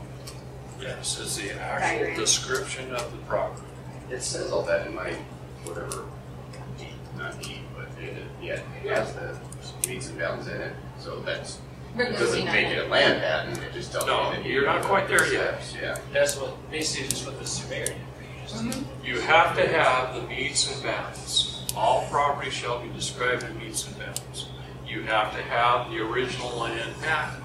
So now that you have the location of the property, the township and range, you go to the Bureau of Land Management and you say, I would like to pay for 4 original certified copies of the original underlying land patent on this property.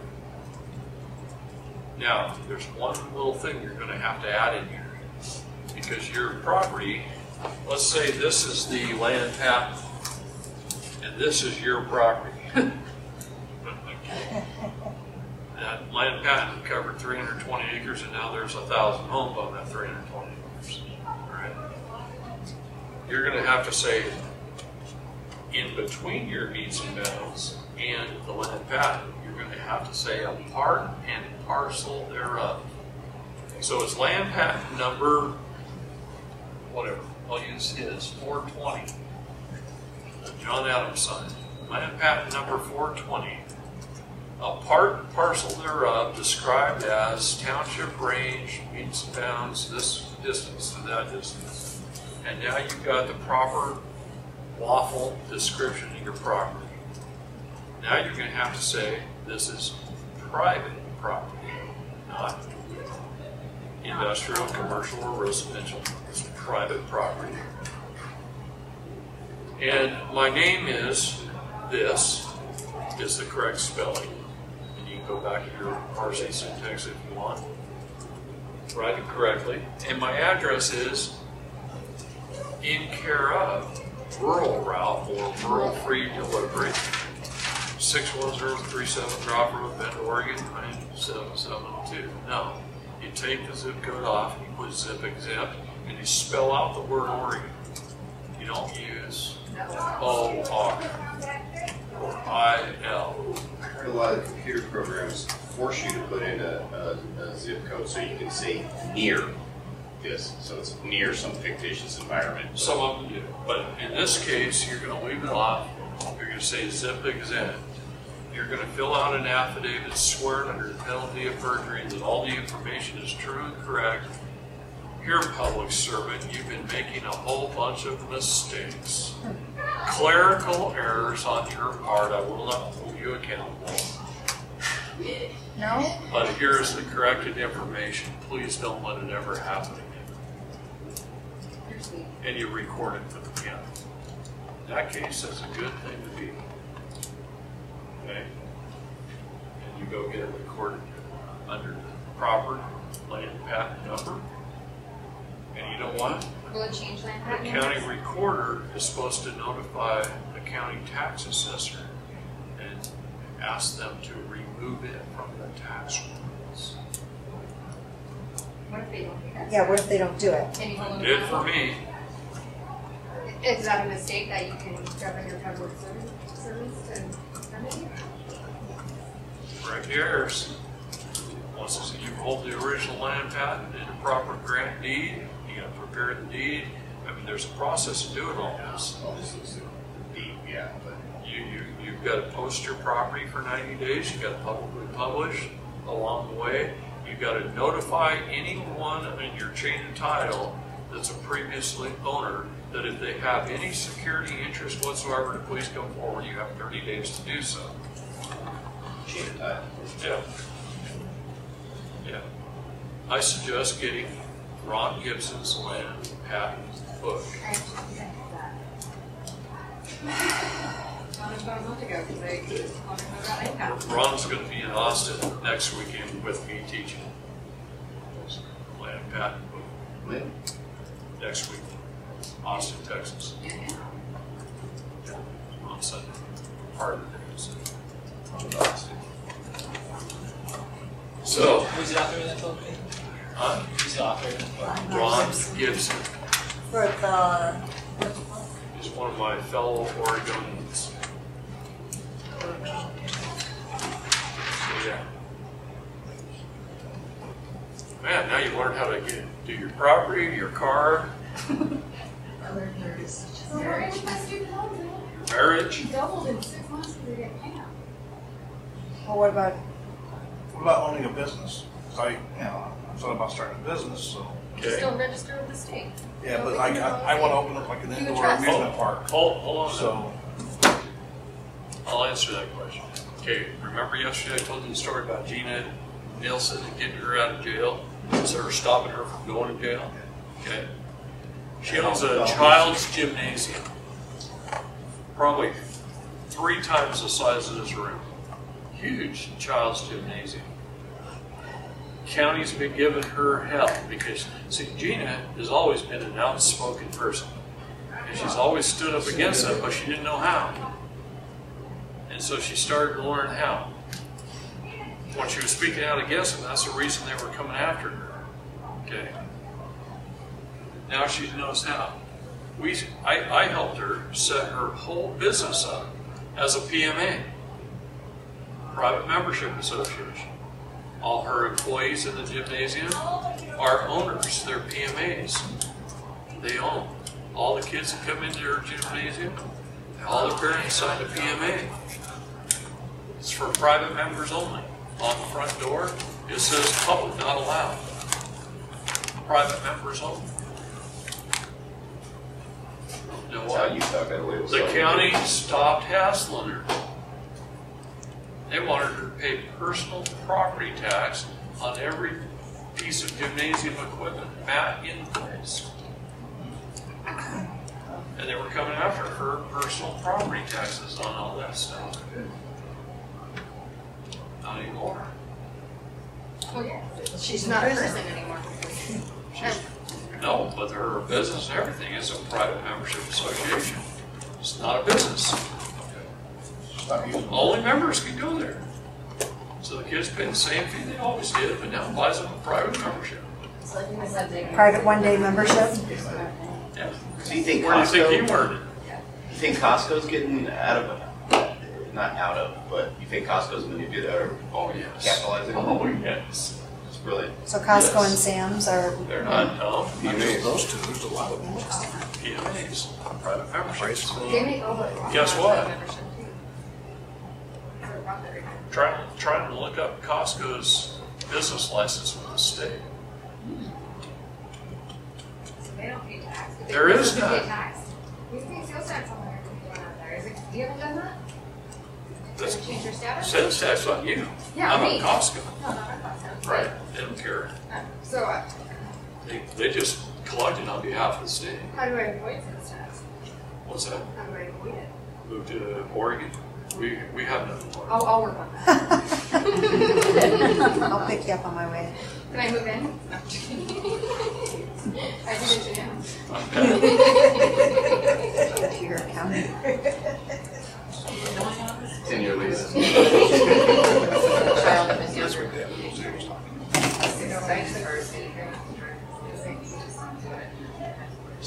Okay, I that brings up a good point. See, here's the problem. This is what the state did that really, for the first time in our lives, screwed us big time.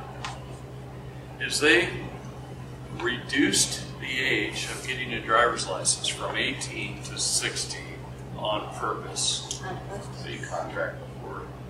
So you contract before. But I thought it was null and void. Hold on a minute. They did it on purpose. Here's what they did.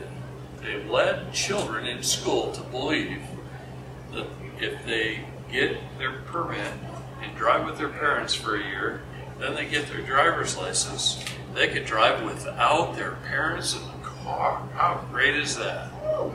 At 16. See, if they're traveling with a passport,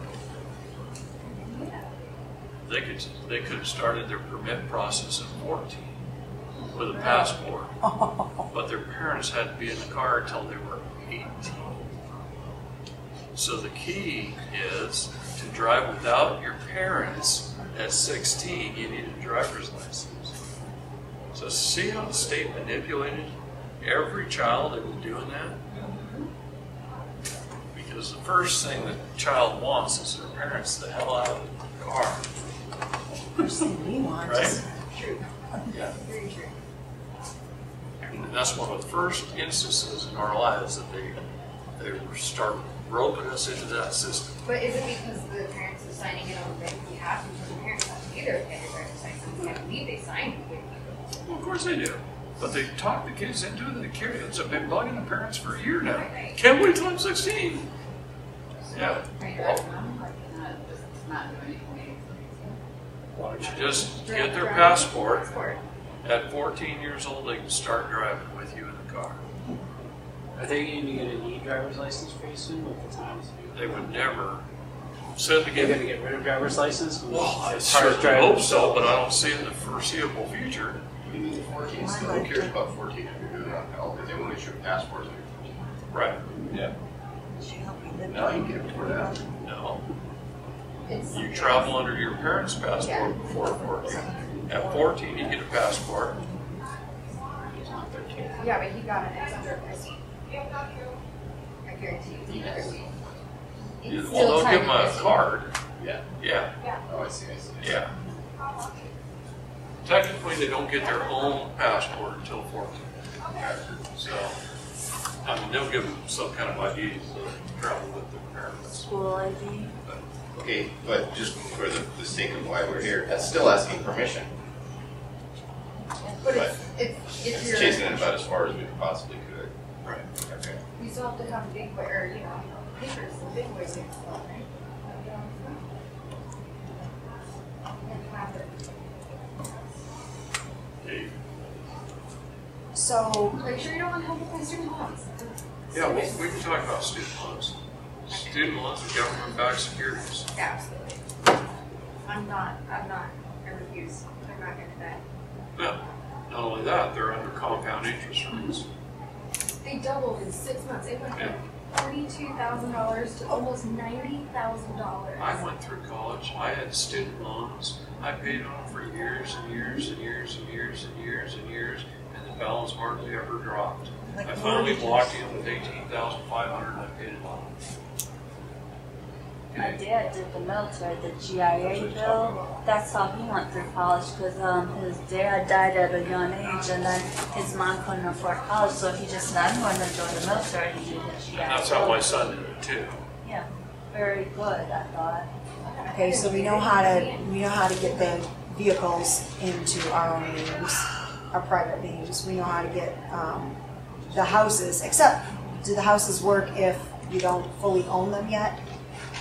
Actually, If they're mortgaged through the bank, that's a problem. But if they're mortgaged through non-bank or actually they do. It does work even if you have a mortgage. through a bank, Yes. you through can a still do all of this, and the bank will just stay out of it. Or do you Not have to involve necessarily. them? Because they hold the title until. No, they don't have anything. They don't have the title. They don't have any legal documentation. They don't have any paperwork. They don't have any legal signatures. Well, they have the first They lien don't on the have home. any legal nothing. Every mortgage in this country is a fraud. Every single one of them. Every documented mortgage is a fraud. The only reason they get away with foreclosing on people is because the judge will sign with the bank every time, even if you go in there and prove fraud, because the judge will get sued for patent infringement if he doesn't. The fraud of a mortgage is patented through the United States Patent and Trademark Office under the MERS patent. Read the MERS patent. The whole process of fraud is patented that they can do that. So now... what's wrong with it? They're loaning you money so that you can buy something that you can't afford. They're not loaning you. They're not loaning you anything. Well, they're taking title of the house until No, you pay they're it not off. taking title of the house. Well, you can't afford the house you're living in. No. They have a trustee that is not a title to a house. Okay. They don't own the house. They Okay. never own the house. You have title to the house, that's true. Okay. No, the state actually does. But yeah, you're a joint tenant common. True, okay. Okay. But the house has this value, It has a value, whatever somebody's willing to pay. right?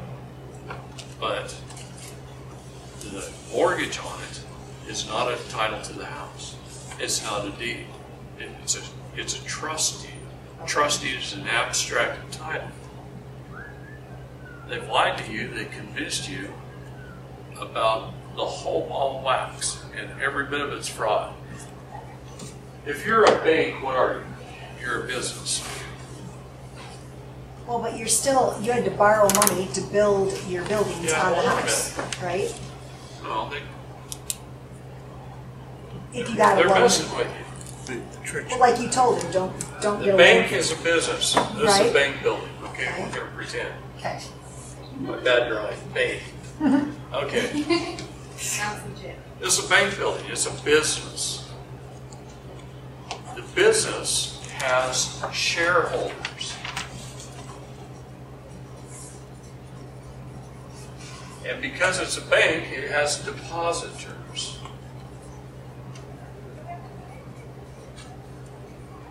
When they lent you $500,000 to buy your property, did they get it from their shareholders' accounts? No. Did they get the money from their depositors' accounts? No, they created a bank. No. They didn't do either one. They created a note based on your credit. Is your credit report called a credit report or a debit report? If it's a list of your debts, it should be a debtor report. It's called a credit report because it's your full faith and credit of your Sesta QB trust that backs every bit of money in this country. So are you saying the bank borrowed the money out of your system?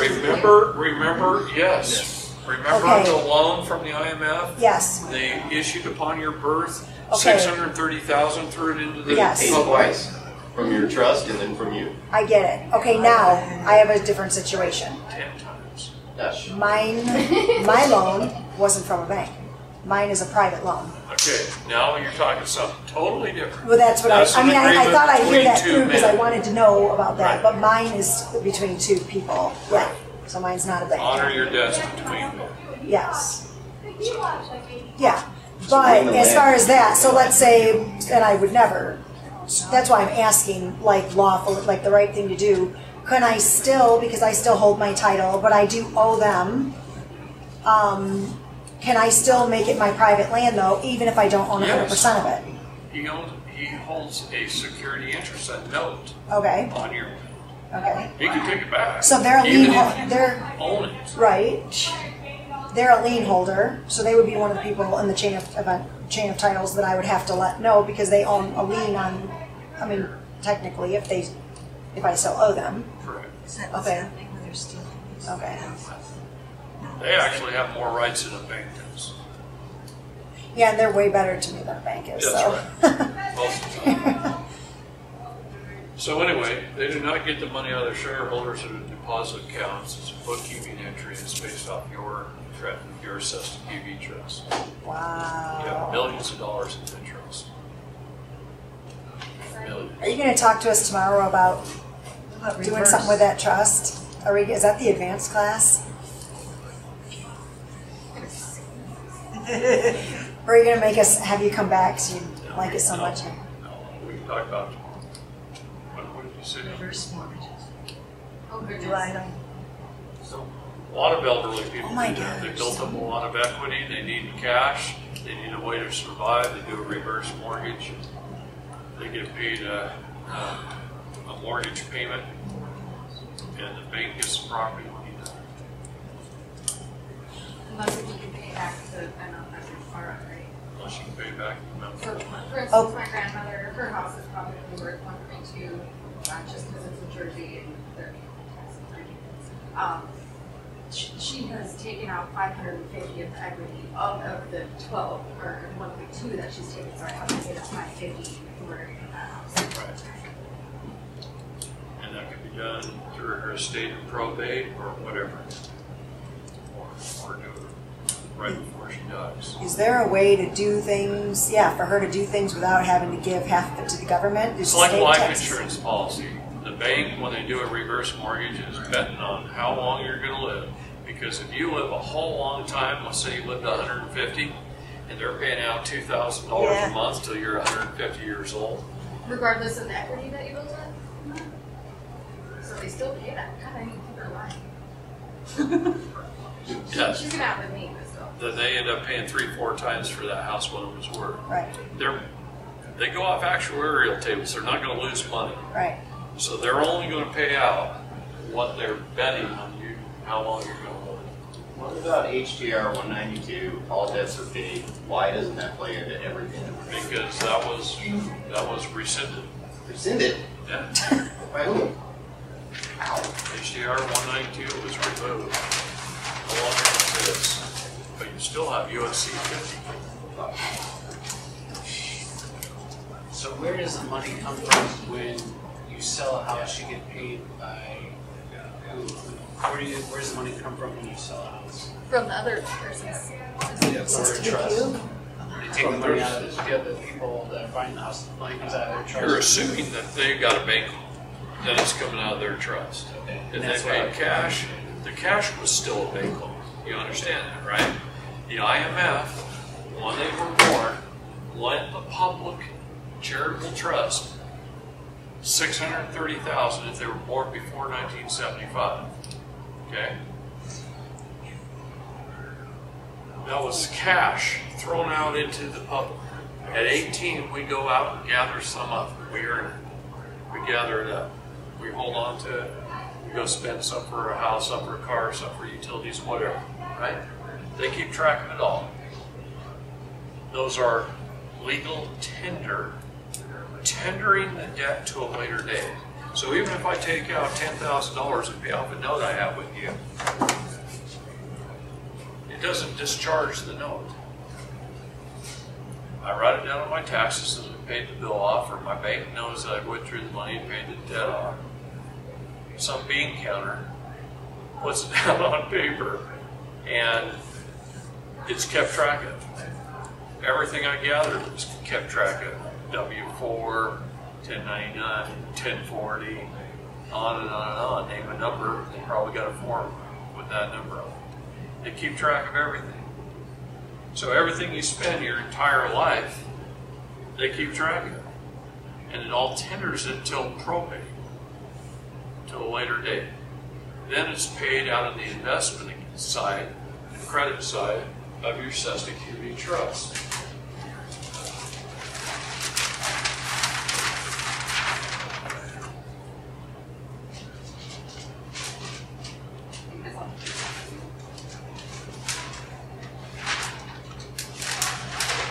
While you look, did you say USC or UCC 50? USC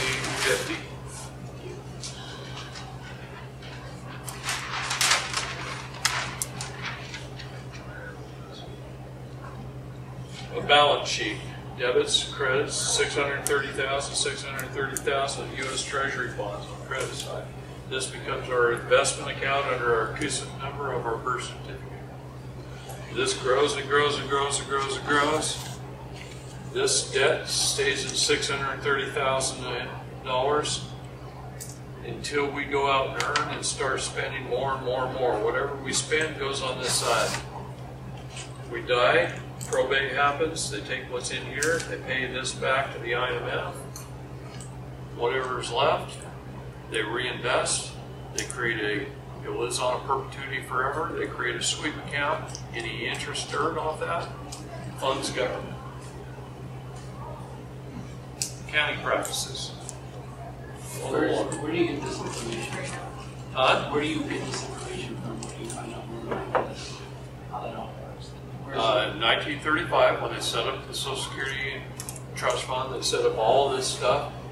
They set this amount of $630,000 insured for $1 million. In 1975, any child born in 1975 on, I think it was June 30th on, it went up to $1 million and 2 million insurance laws.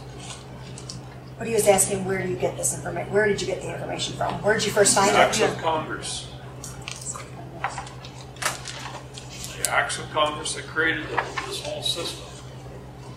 The Sesta-QV Trust Act, on and on and on. Act after act after act after act. Where do you find all the, are those acts all in one place?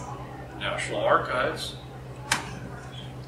I've read every act of Congress that has ever written. I've read every presidential speech, every United States code, every law book, every state constitution, every Supreme Court decision, up until about 5 years ago, and then I decided enough of that. Right? Wow. Acts. Yeah. Yeah. Well, it's an act. So at what point, what year did you say where Congress, everything that they did, Correct. what year was that? 35. Since 1861. Oh, that's right. Yeah. Oh, man.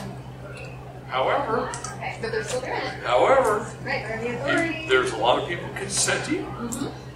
And so they're Wait, gonna what keep was in it 1861? as long as people consenting.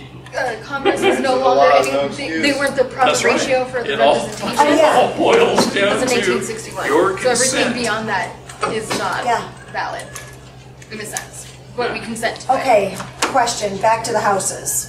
So let's say I have a private loan, and so what, well, let's say you have a bank loan, so which is fake, what does someone do if that's a fraudulent loan? Because there's always still the loophole for me to go from the private loan to the bank loan and then do whatever loophole you need to do to get out of their fraudulent act. And, right? You can't get out of the fraudulent act anymore. Look at Renee Powers. My God, she's a wonderful lady. I've known her for years, and she's been in the foreclosure process for 10 years or more. She's taken it to the California Supreme Court. She's going to federal Supreme Court now.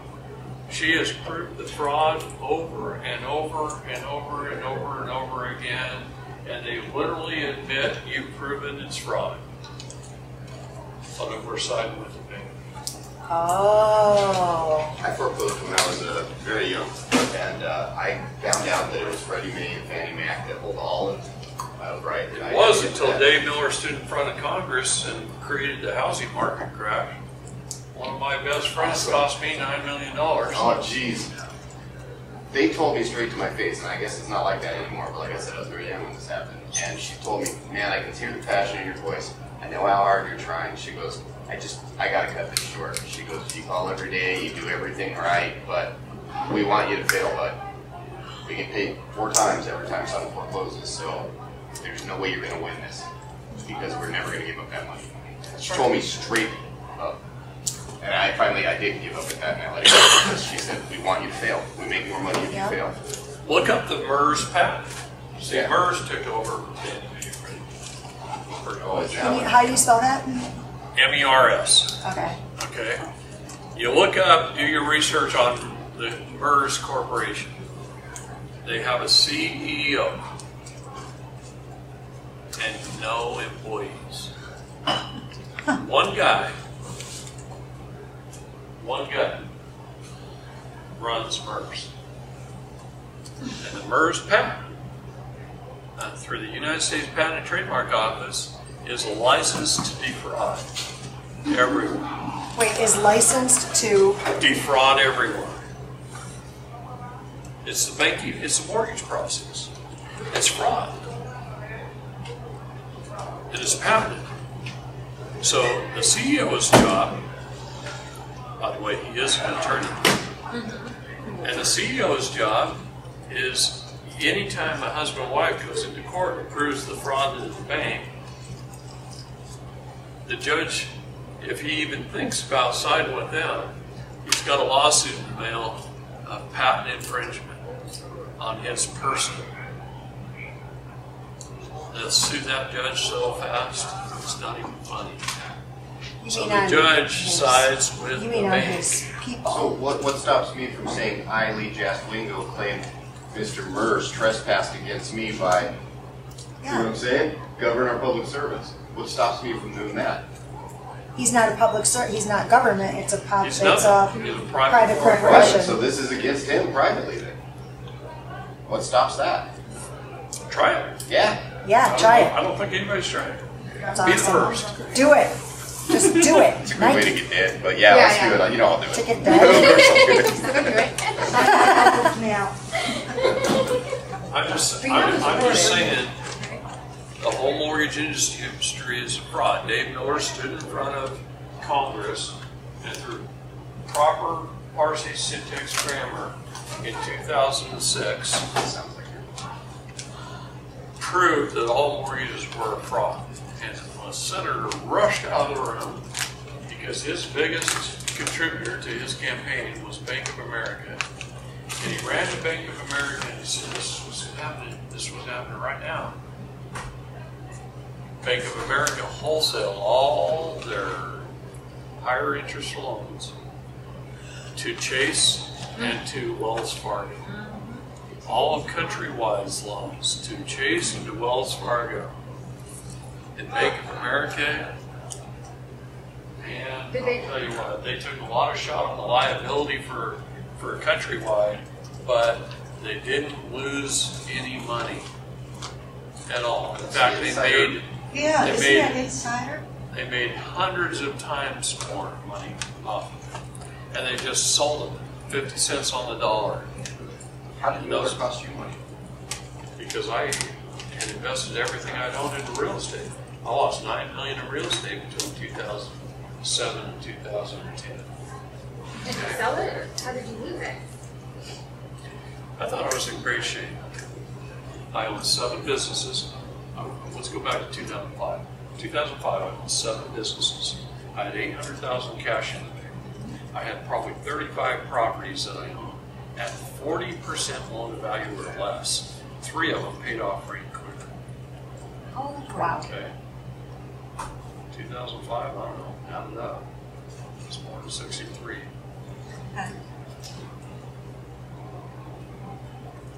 Everything I'd worked for my whole life. Okay. Some of those properties, for instance, I had this entire block inside the city of McMinnville. Old Town building. It was a True Value hardware store on the first floor for over 30 years.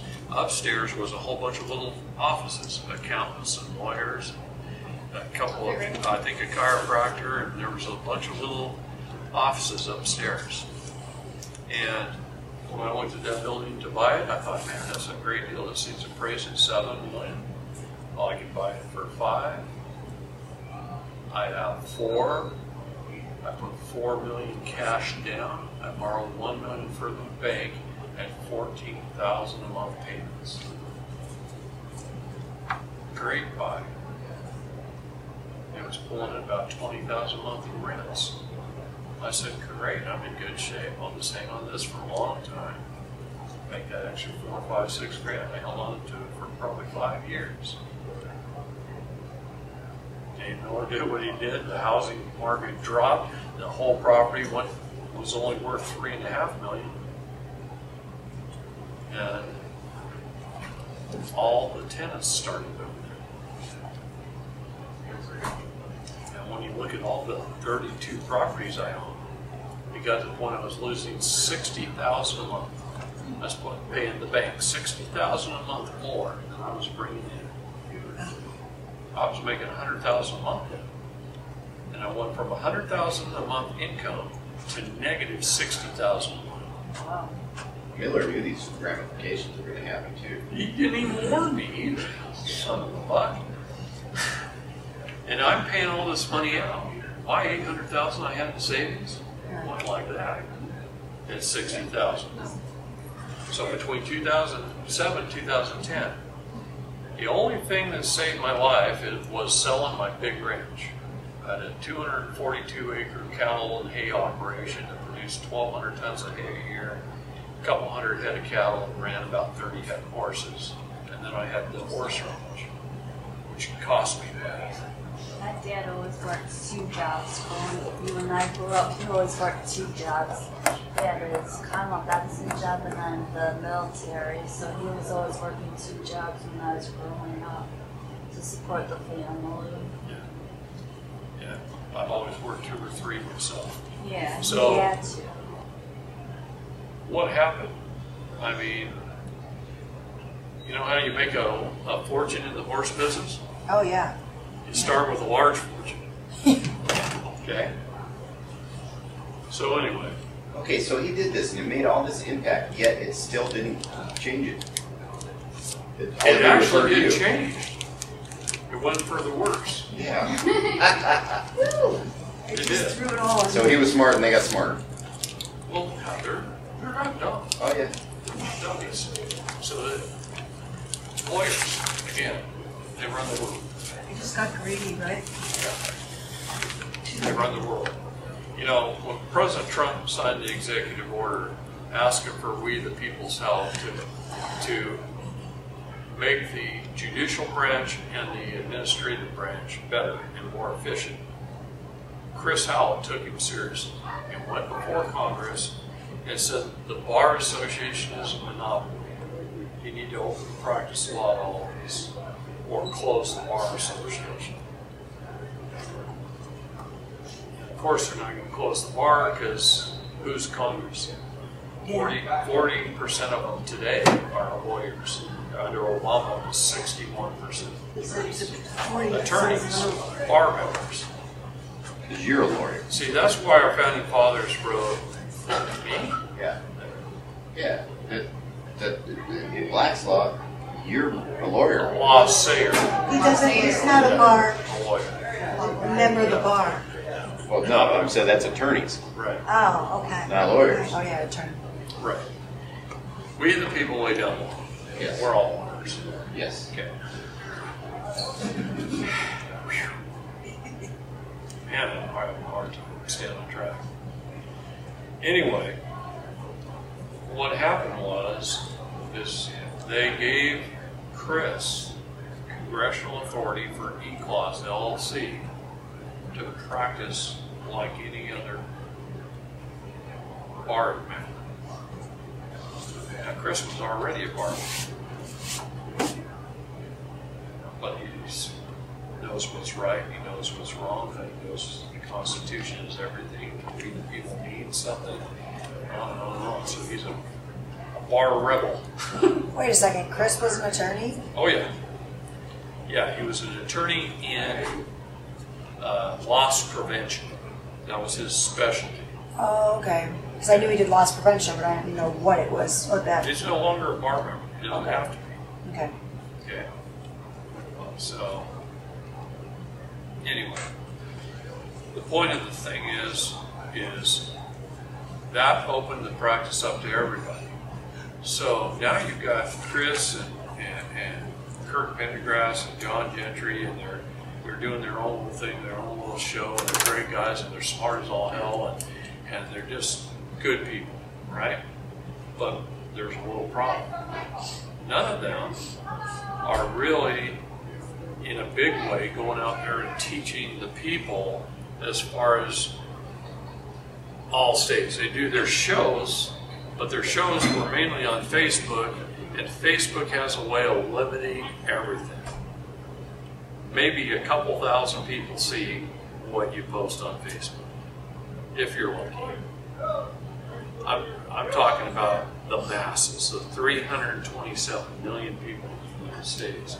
not a couple thousand that see their Facebook shows. For that, it's great. For those that learn about it, it's great. But in a big way, they weren't doing that.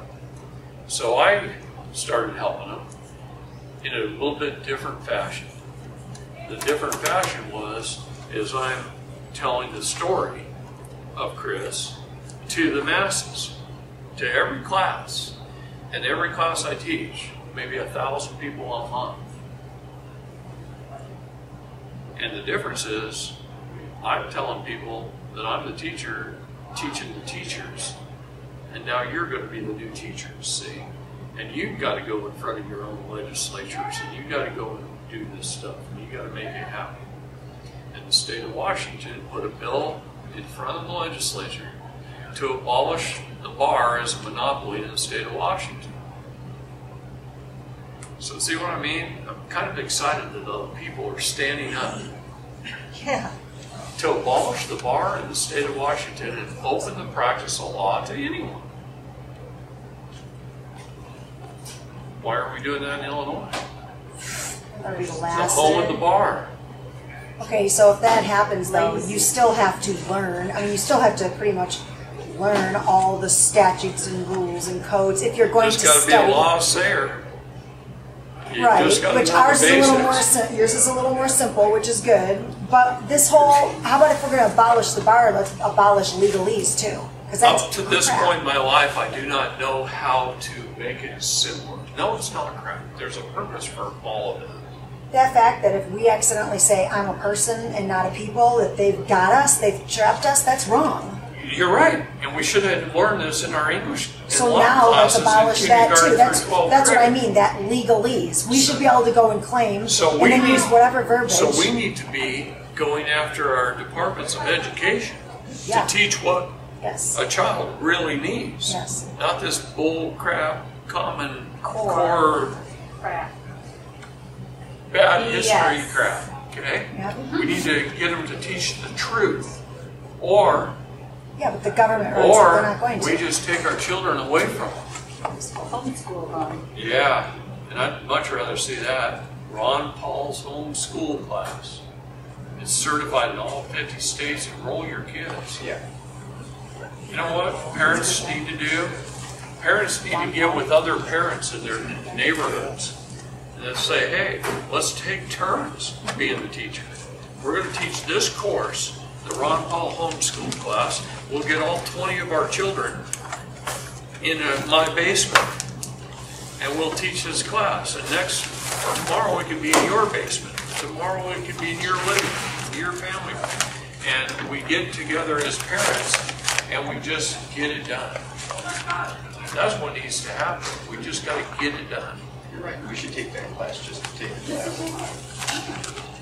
True. Study worse stuff that takes you never. Yeah, let's do it. Let's be homeschooled. I need to homeschool myself. I need to relearn, unlearn, and relearn. Unlearn and relearn. Nice meeting you. Well, that's, See you see guys, see you tomorrow. Well, that's the thing, maybe even in Christian schools or something, having them have a law class for the 7th graders, 6th, 7th. That's right. You don't The need best that. You class got the that I've values ever here. had was my law class in my community college. It was incredible. Superintendent of I had schools so works many- out of the courthouse. And they work out of each courthouse. The superintendent in each school district is out of each courthouse. Whoa, what? I did research on that for Kendall County. That's terrible.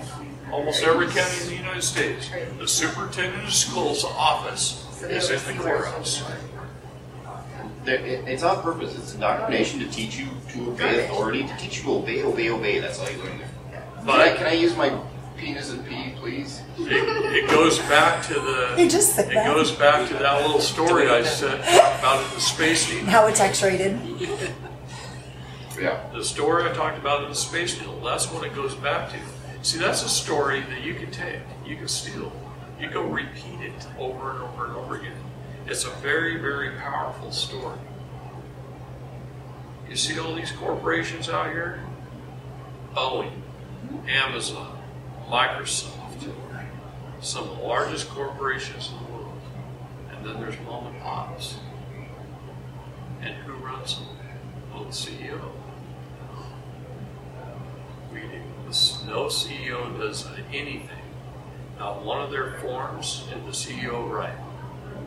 Everything that the company does is ran by us, legal department, the attorneys. I hear that twice a day. Have you read it past legal? Twice a day. Yeah.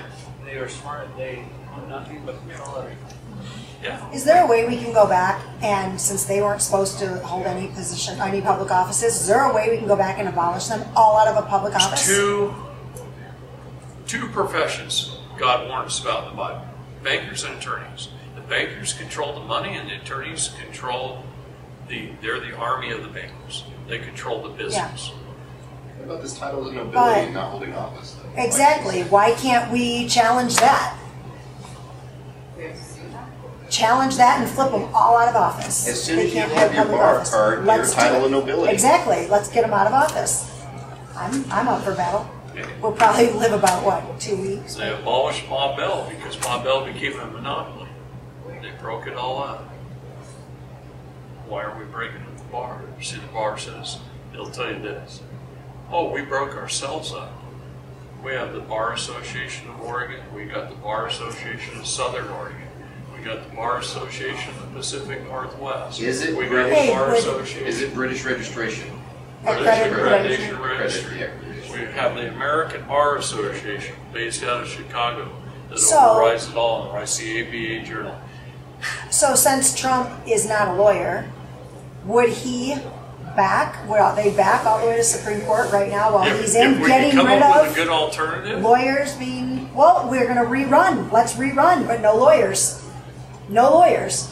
But now we know anybody can operate in court, so the lawyers still will operate in court. But if they can't hold public office, we'll just have re-elections. That's an easy alternative. that's how you do it. You educate the people, and if they are a bar member, you vote for the other guy. You see what I mean? Regardless of party. See, I look at the people running. Okay, let's just say 2 people are running for office, one Democrat, one Republican. I'm a Republican, but my Republican candidate is a bar lawyer. I'm voting for the other guy. That makes sense, yeah. That's how I feel about it. That's how Yeah, but if it's strongly against our I feel Constitution, about it. then is it the Constitution that it's against? For The Title of no Nobility Act nobility. was, I don't know, is it? In today's If it world, was it doesn't before- exist, unfortunately.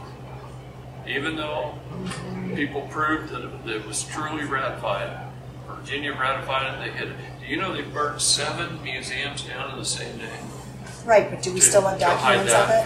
fact. But it still exists. No, it still If it exists. still exists, then You know, in the state of Pennsylvania, a few weeks back, they were selling a painting at auction, and they turned the painting around, and stuffed on the backside of the canvas was one of the original 17 handwritten copies of the Declaration of Independence. And the guy that got that painting made $2.6 million off the Declaration. Wow. Yeah, Where was this? In a Philadelphia. home in Pennsylvania. There was a painting that went up for auction, and they turned it around, and on the back side of the painting, in the canvas, at the back of the canvas, was an original Declaration of Independence. There was only 17 handwritten copies, and it was one of them. and they Do you knew know this where? before Where? it was only You can look it up. something million. Yeah. You'd think it'd go for a trillion. They got $2.6 million for How that. they It's a prove copy. that? How could you prove? No, they said it was imagine an that? original 17. The original copy, yeah. Oh, an original copy. Any historian will know if it's one of the originals. So how many Wow. are left? Huh? 10 left? 7 left? Well, I think it's only like 6 left. I just think if we Wow. bring up all the You wonder if control and the someone- bad laws that's been created if since they Congress died hasn't been and able to tell make them. any laws, and we bring up well, all I the guess stuff that's someone happened did. since Abe Lincoln and all the truth, open the people's eyes a little bit, I can't see how they wouldn't agree that we have to go back to that. Throw all that law out. You'd be surprised. I had a grandmother. You'd be surprised that how many had people, all kinds especially in this big city 'Cause over nobody here, knows. love it the way it is. Of course. True statement. City people. No, let's Yeah, but just you know let's why just they give them look all at the way it guns. is? Let's give everybody guns, because then they'll shoot all each other. They'll all be dead. We don't have to worry about it. They have plenty.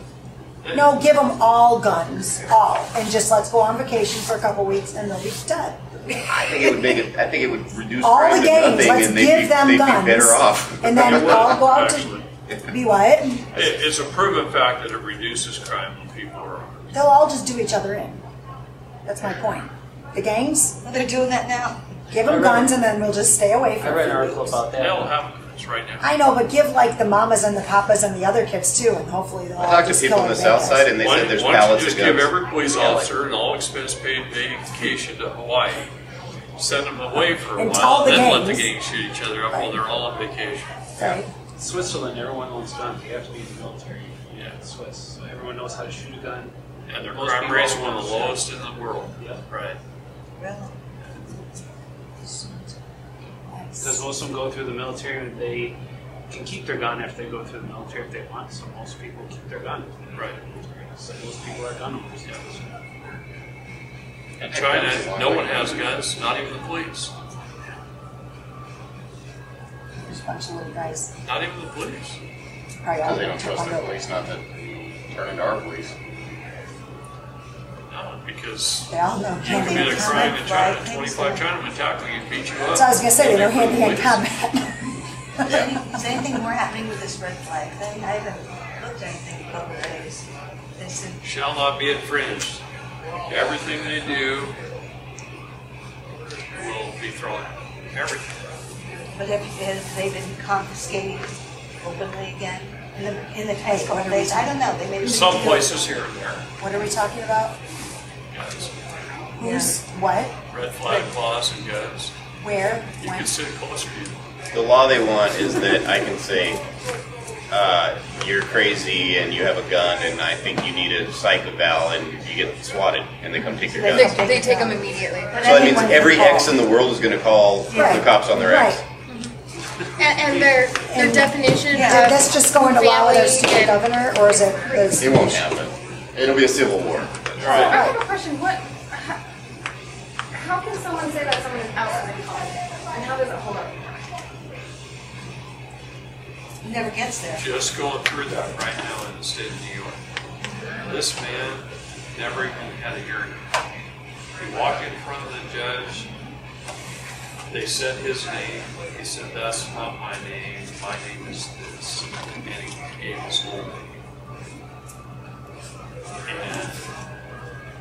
I think they asked him like one other question. I don't know what it was. And they said, "The first thing we're going to do is order a psyche." They ordered a psyche valve, and the psyche valve came back clear. He was competent to stand trial. The judge didn't like that psyche valve, so ordered another. That psyche valve, the second one, came back that they asked him a whole bunch of political and legal questions that I would have answered exactly like he answered. Are you a person? No. All kinds of questions just like that. They found him delusional, psychotic, and they put him in Mid-Hudson maximum security forensic hospital in New York. No trial, no nothing. Their defense against us right now is a psych eval right off the bat, and they're also saying it's not just a psych eval, it's also paper terrorism. On Wednesday, I got him out. Good. But he gets out next Friday. He called me while we were at lunch. That's the call I took while I walked out. He's getting out next Friday. He's got his paper in his hands. I'm out of here next Friday. He goes back to county court so he can actually be heard, but he's out of the How did you get mental him out? hospital. If he knows you, and he's a savvy fellow, why did he volunteer to give them information to use against him? He didn't give me any information. By taking the psych eval is giving them information to use against That's him. right. But he, You can't refuse it. You're in court. yeah, you can't. You can't refuse. He didn't know anything. He just answered questions. So is that a good idea? You should. One of the problems with Fred, and I love Fred to death, but Fred's very arrogant, and I'll tell you why he's arrogant. He deserves it. To a point. He was in the Navy. He was a fighter pilot for the A-70. When he was an ensign, he was awarded from the Tailhook Symposium the most aircraft carrier landings of any ensign in the United States Navy. He was the youngest person to get Q qualified. Q qualified means he can carry a nuclear weapon. At any given moment in history, there's only 200 people in the United States Navy who is authorized to carry a nuclear weapon on a border plane. 200. Fred was one.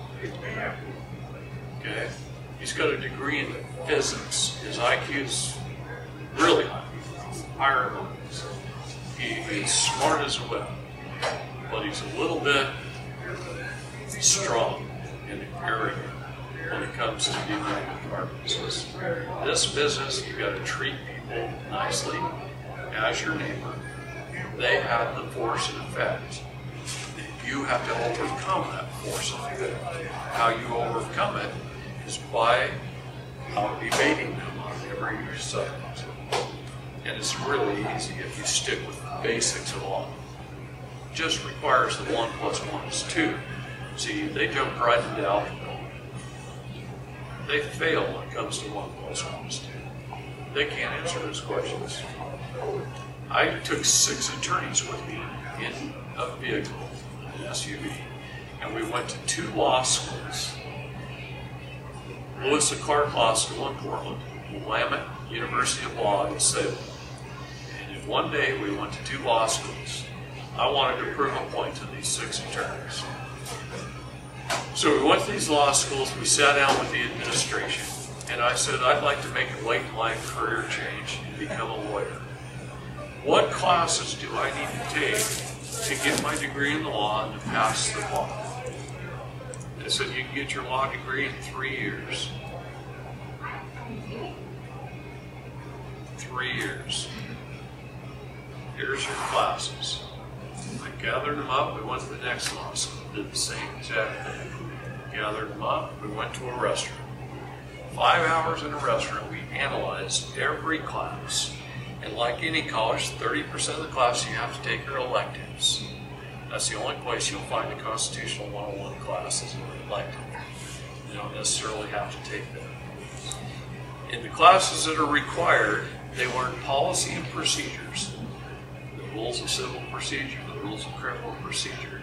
They learn how to remain in honor and not dishonor. They learn language, language, language, language, language, language, and writing skills. How to be a good writer, a good secretary. They learn all these things, how to look stuff up on Westlaw.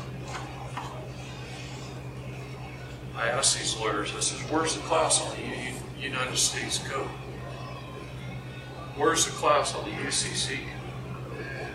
Where's the class on the Internal Revenue Service Code? Where's the class on our constitutions and our treaties?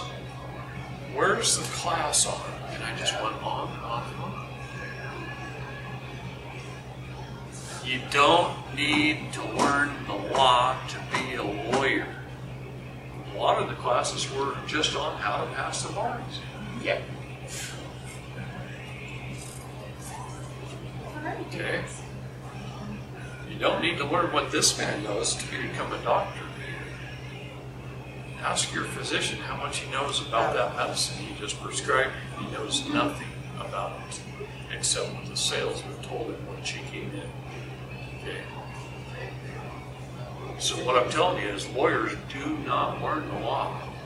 And if they don't go to work immediately for a big law firm, they go and they rent an office space and they hang out a shingle and mom and pop walk through the door for their free half-hour or 1-hour consultation and he listens to their story. And then he waits till they drive out. He sees them driving out of the parking lot. Okay, they're heading down the road. Okay, now he turns to his paralegal and he says, will you look up all the case law that pertains to this subject? And he sits down at his computer and he becomes a good writer and a good secretary. He's taught how to write proper form. And he knows how many days he has to file. And he submits. He learns the law a little bit over time. You didn't learn it in school. No, it's basically public health, so it's all about safety and not about. Right. That's the whole test. Is they- Driver's training, you've got to Yeah, go same in thing. already knowing how to drive. Yeah. Right. That's, yeah. Right. It's everything's like that. Right. Everything is bullshit. That's right. And you Bullshit have to certificate. learn the real when you're out in the field. Yeah, it's the icing on the cake, and they didn't tell you how to make the cake in the first place. And that's what it is. So the stuff I teach, not one of them knows. When At I least you have a stand, student loan. when I stand up in court, What did you say? At least you have a student loan when it's over. Yeah. No, not my student.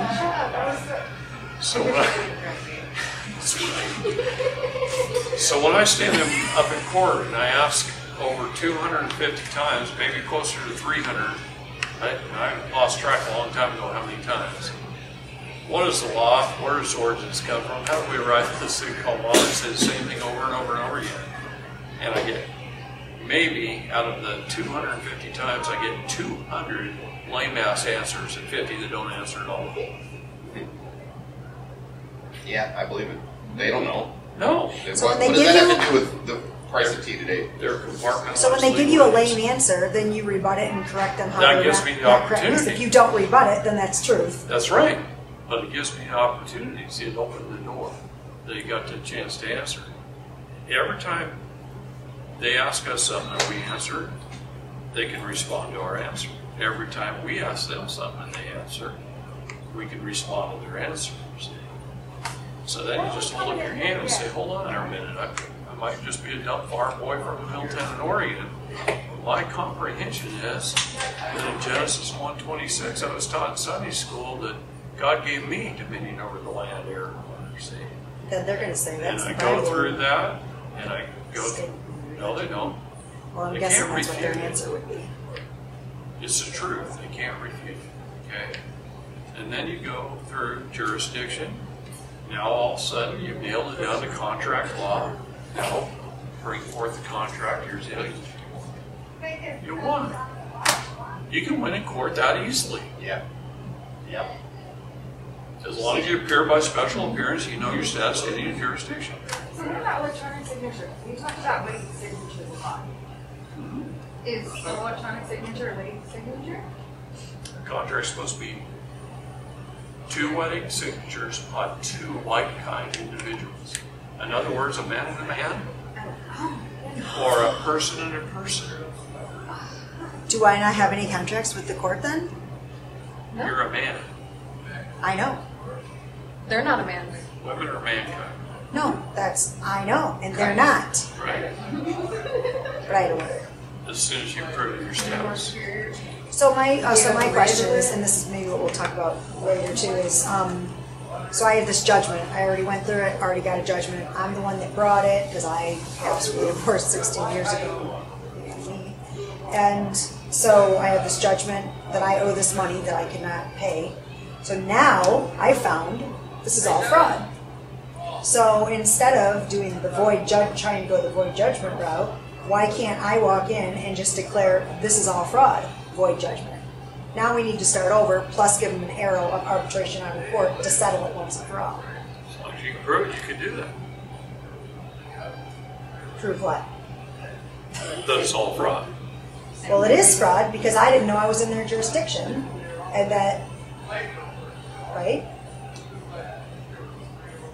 Now I know about the jurisdictions. I didn't know that they pulled me under their boat. It's hard after the fact. The better they've got their grip on you, the Yeah. harder it is. Possession's 90% of the law. That's what they say. So the harder they've got But you said you can prove fraud at any time. You can challenge you can jurisdiction at any challenge time. So jurisdiction, then, you why can can't challenge I? fraud. Do it. Go for it. Just do But it in my nicely, shoes, right? but You in said my, that. but I already have my void judgment drawn up on their vote. So what would you do if you were me? I don't know. I'd have to see every document you've had from the beginning, every court transcript before I You'd be make a reading an decision. awful lot. Yeah, I know. I'm sure. So I can't tell you what to do.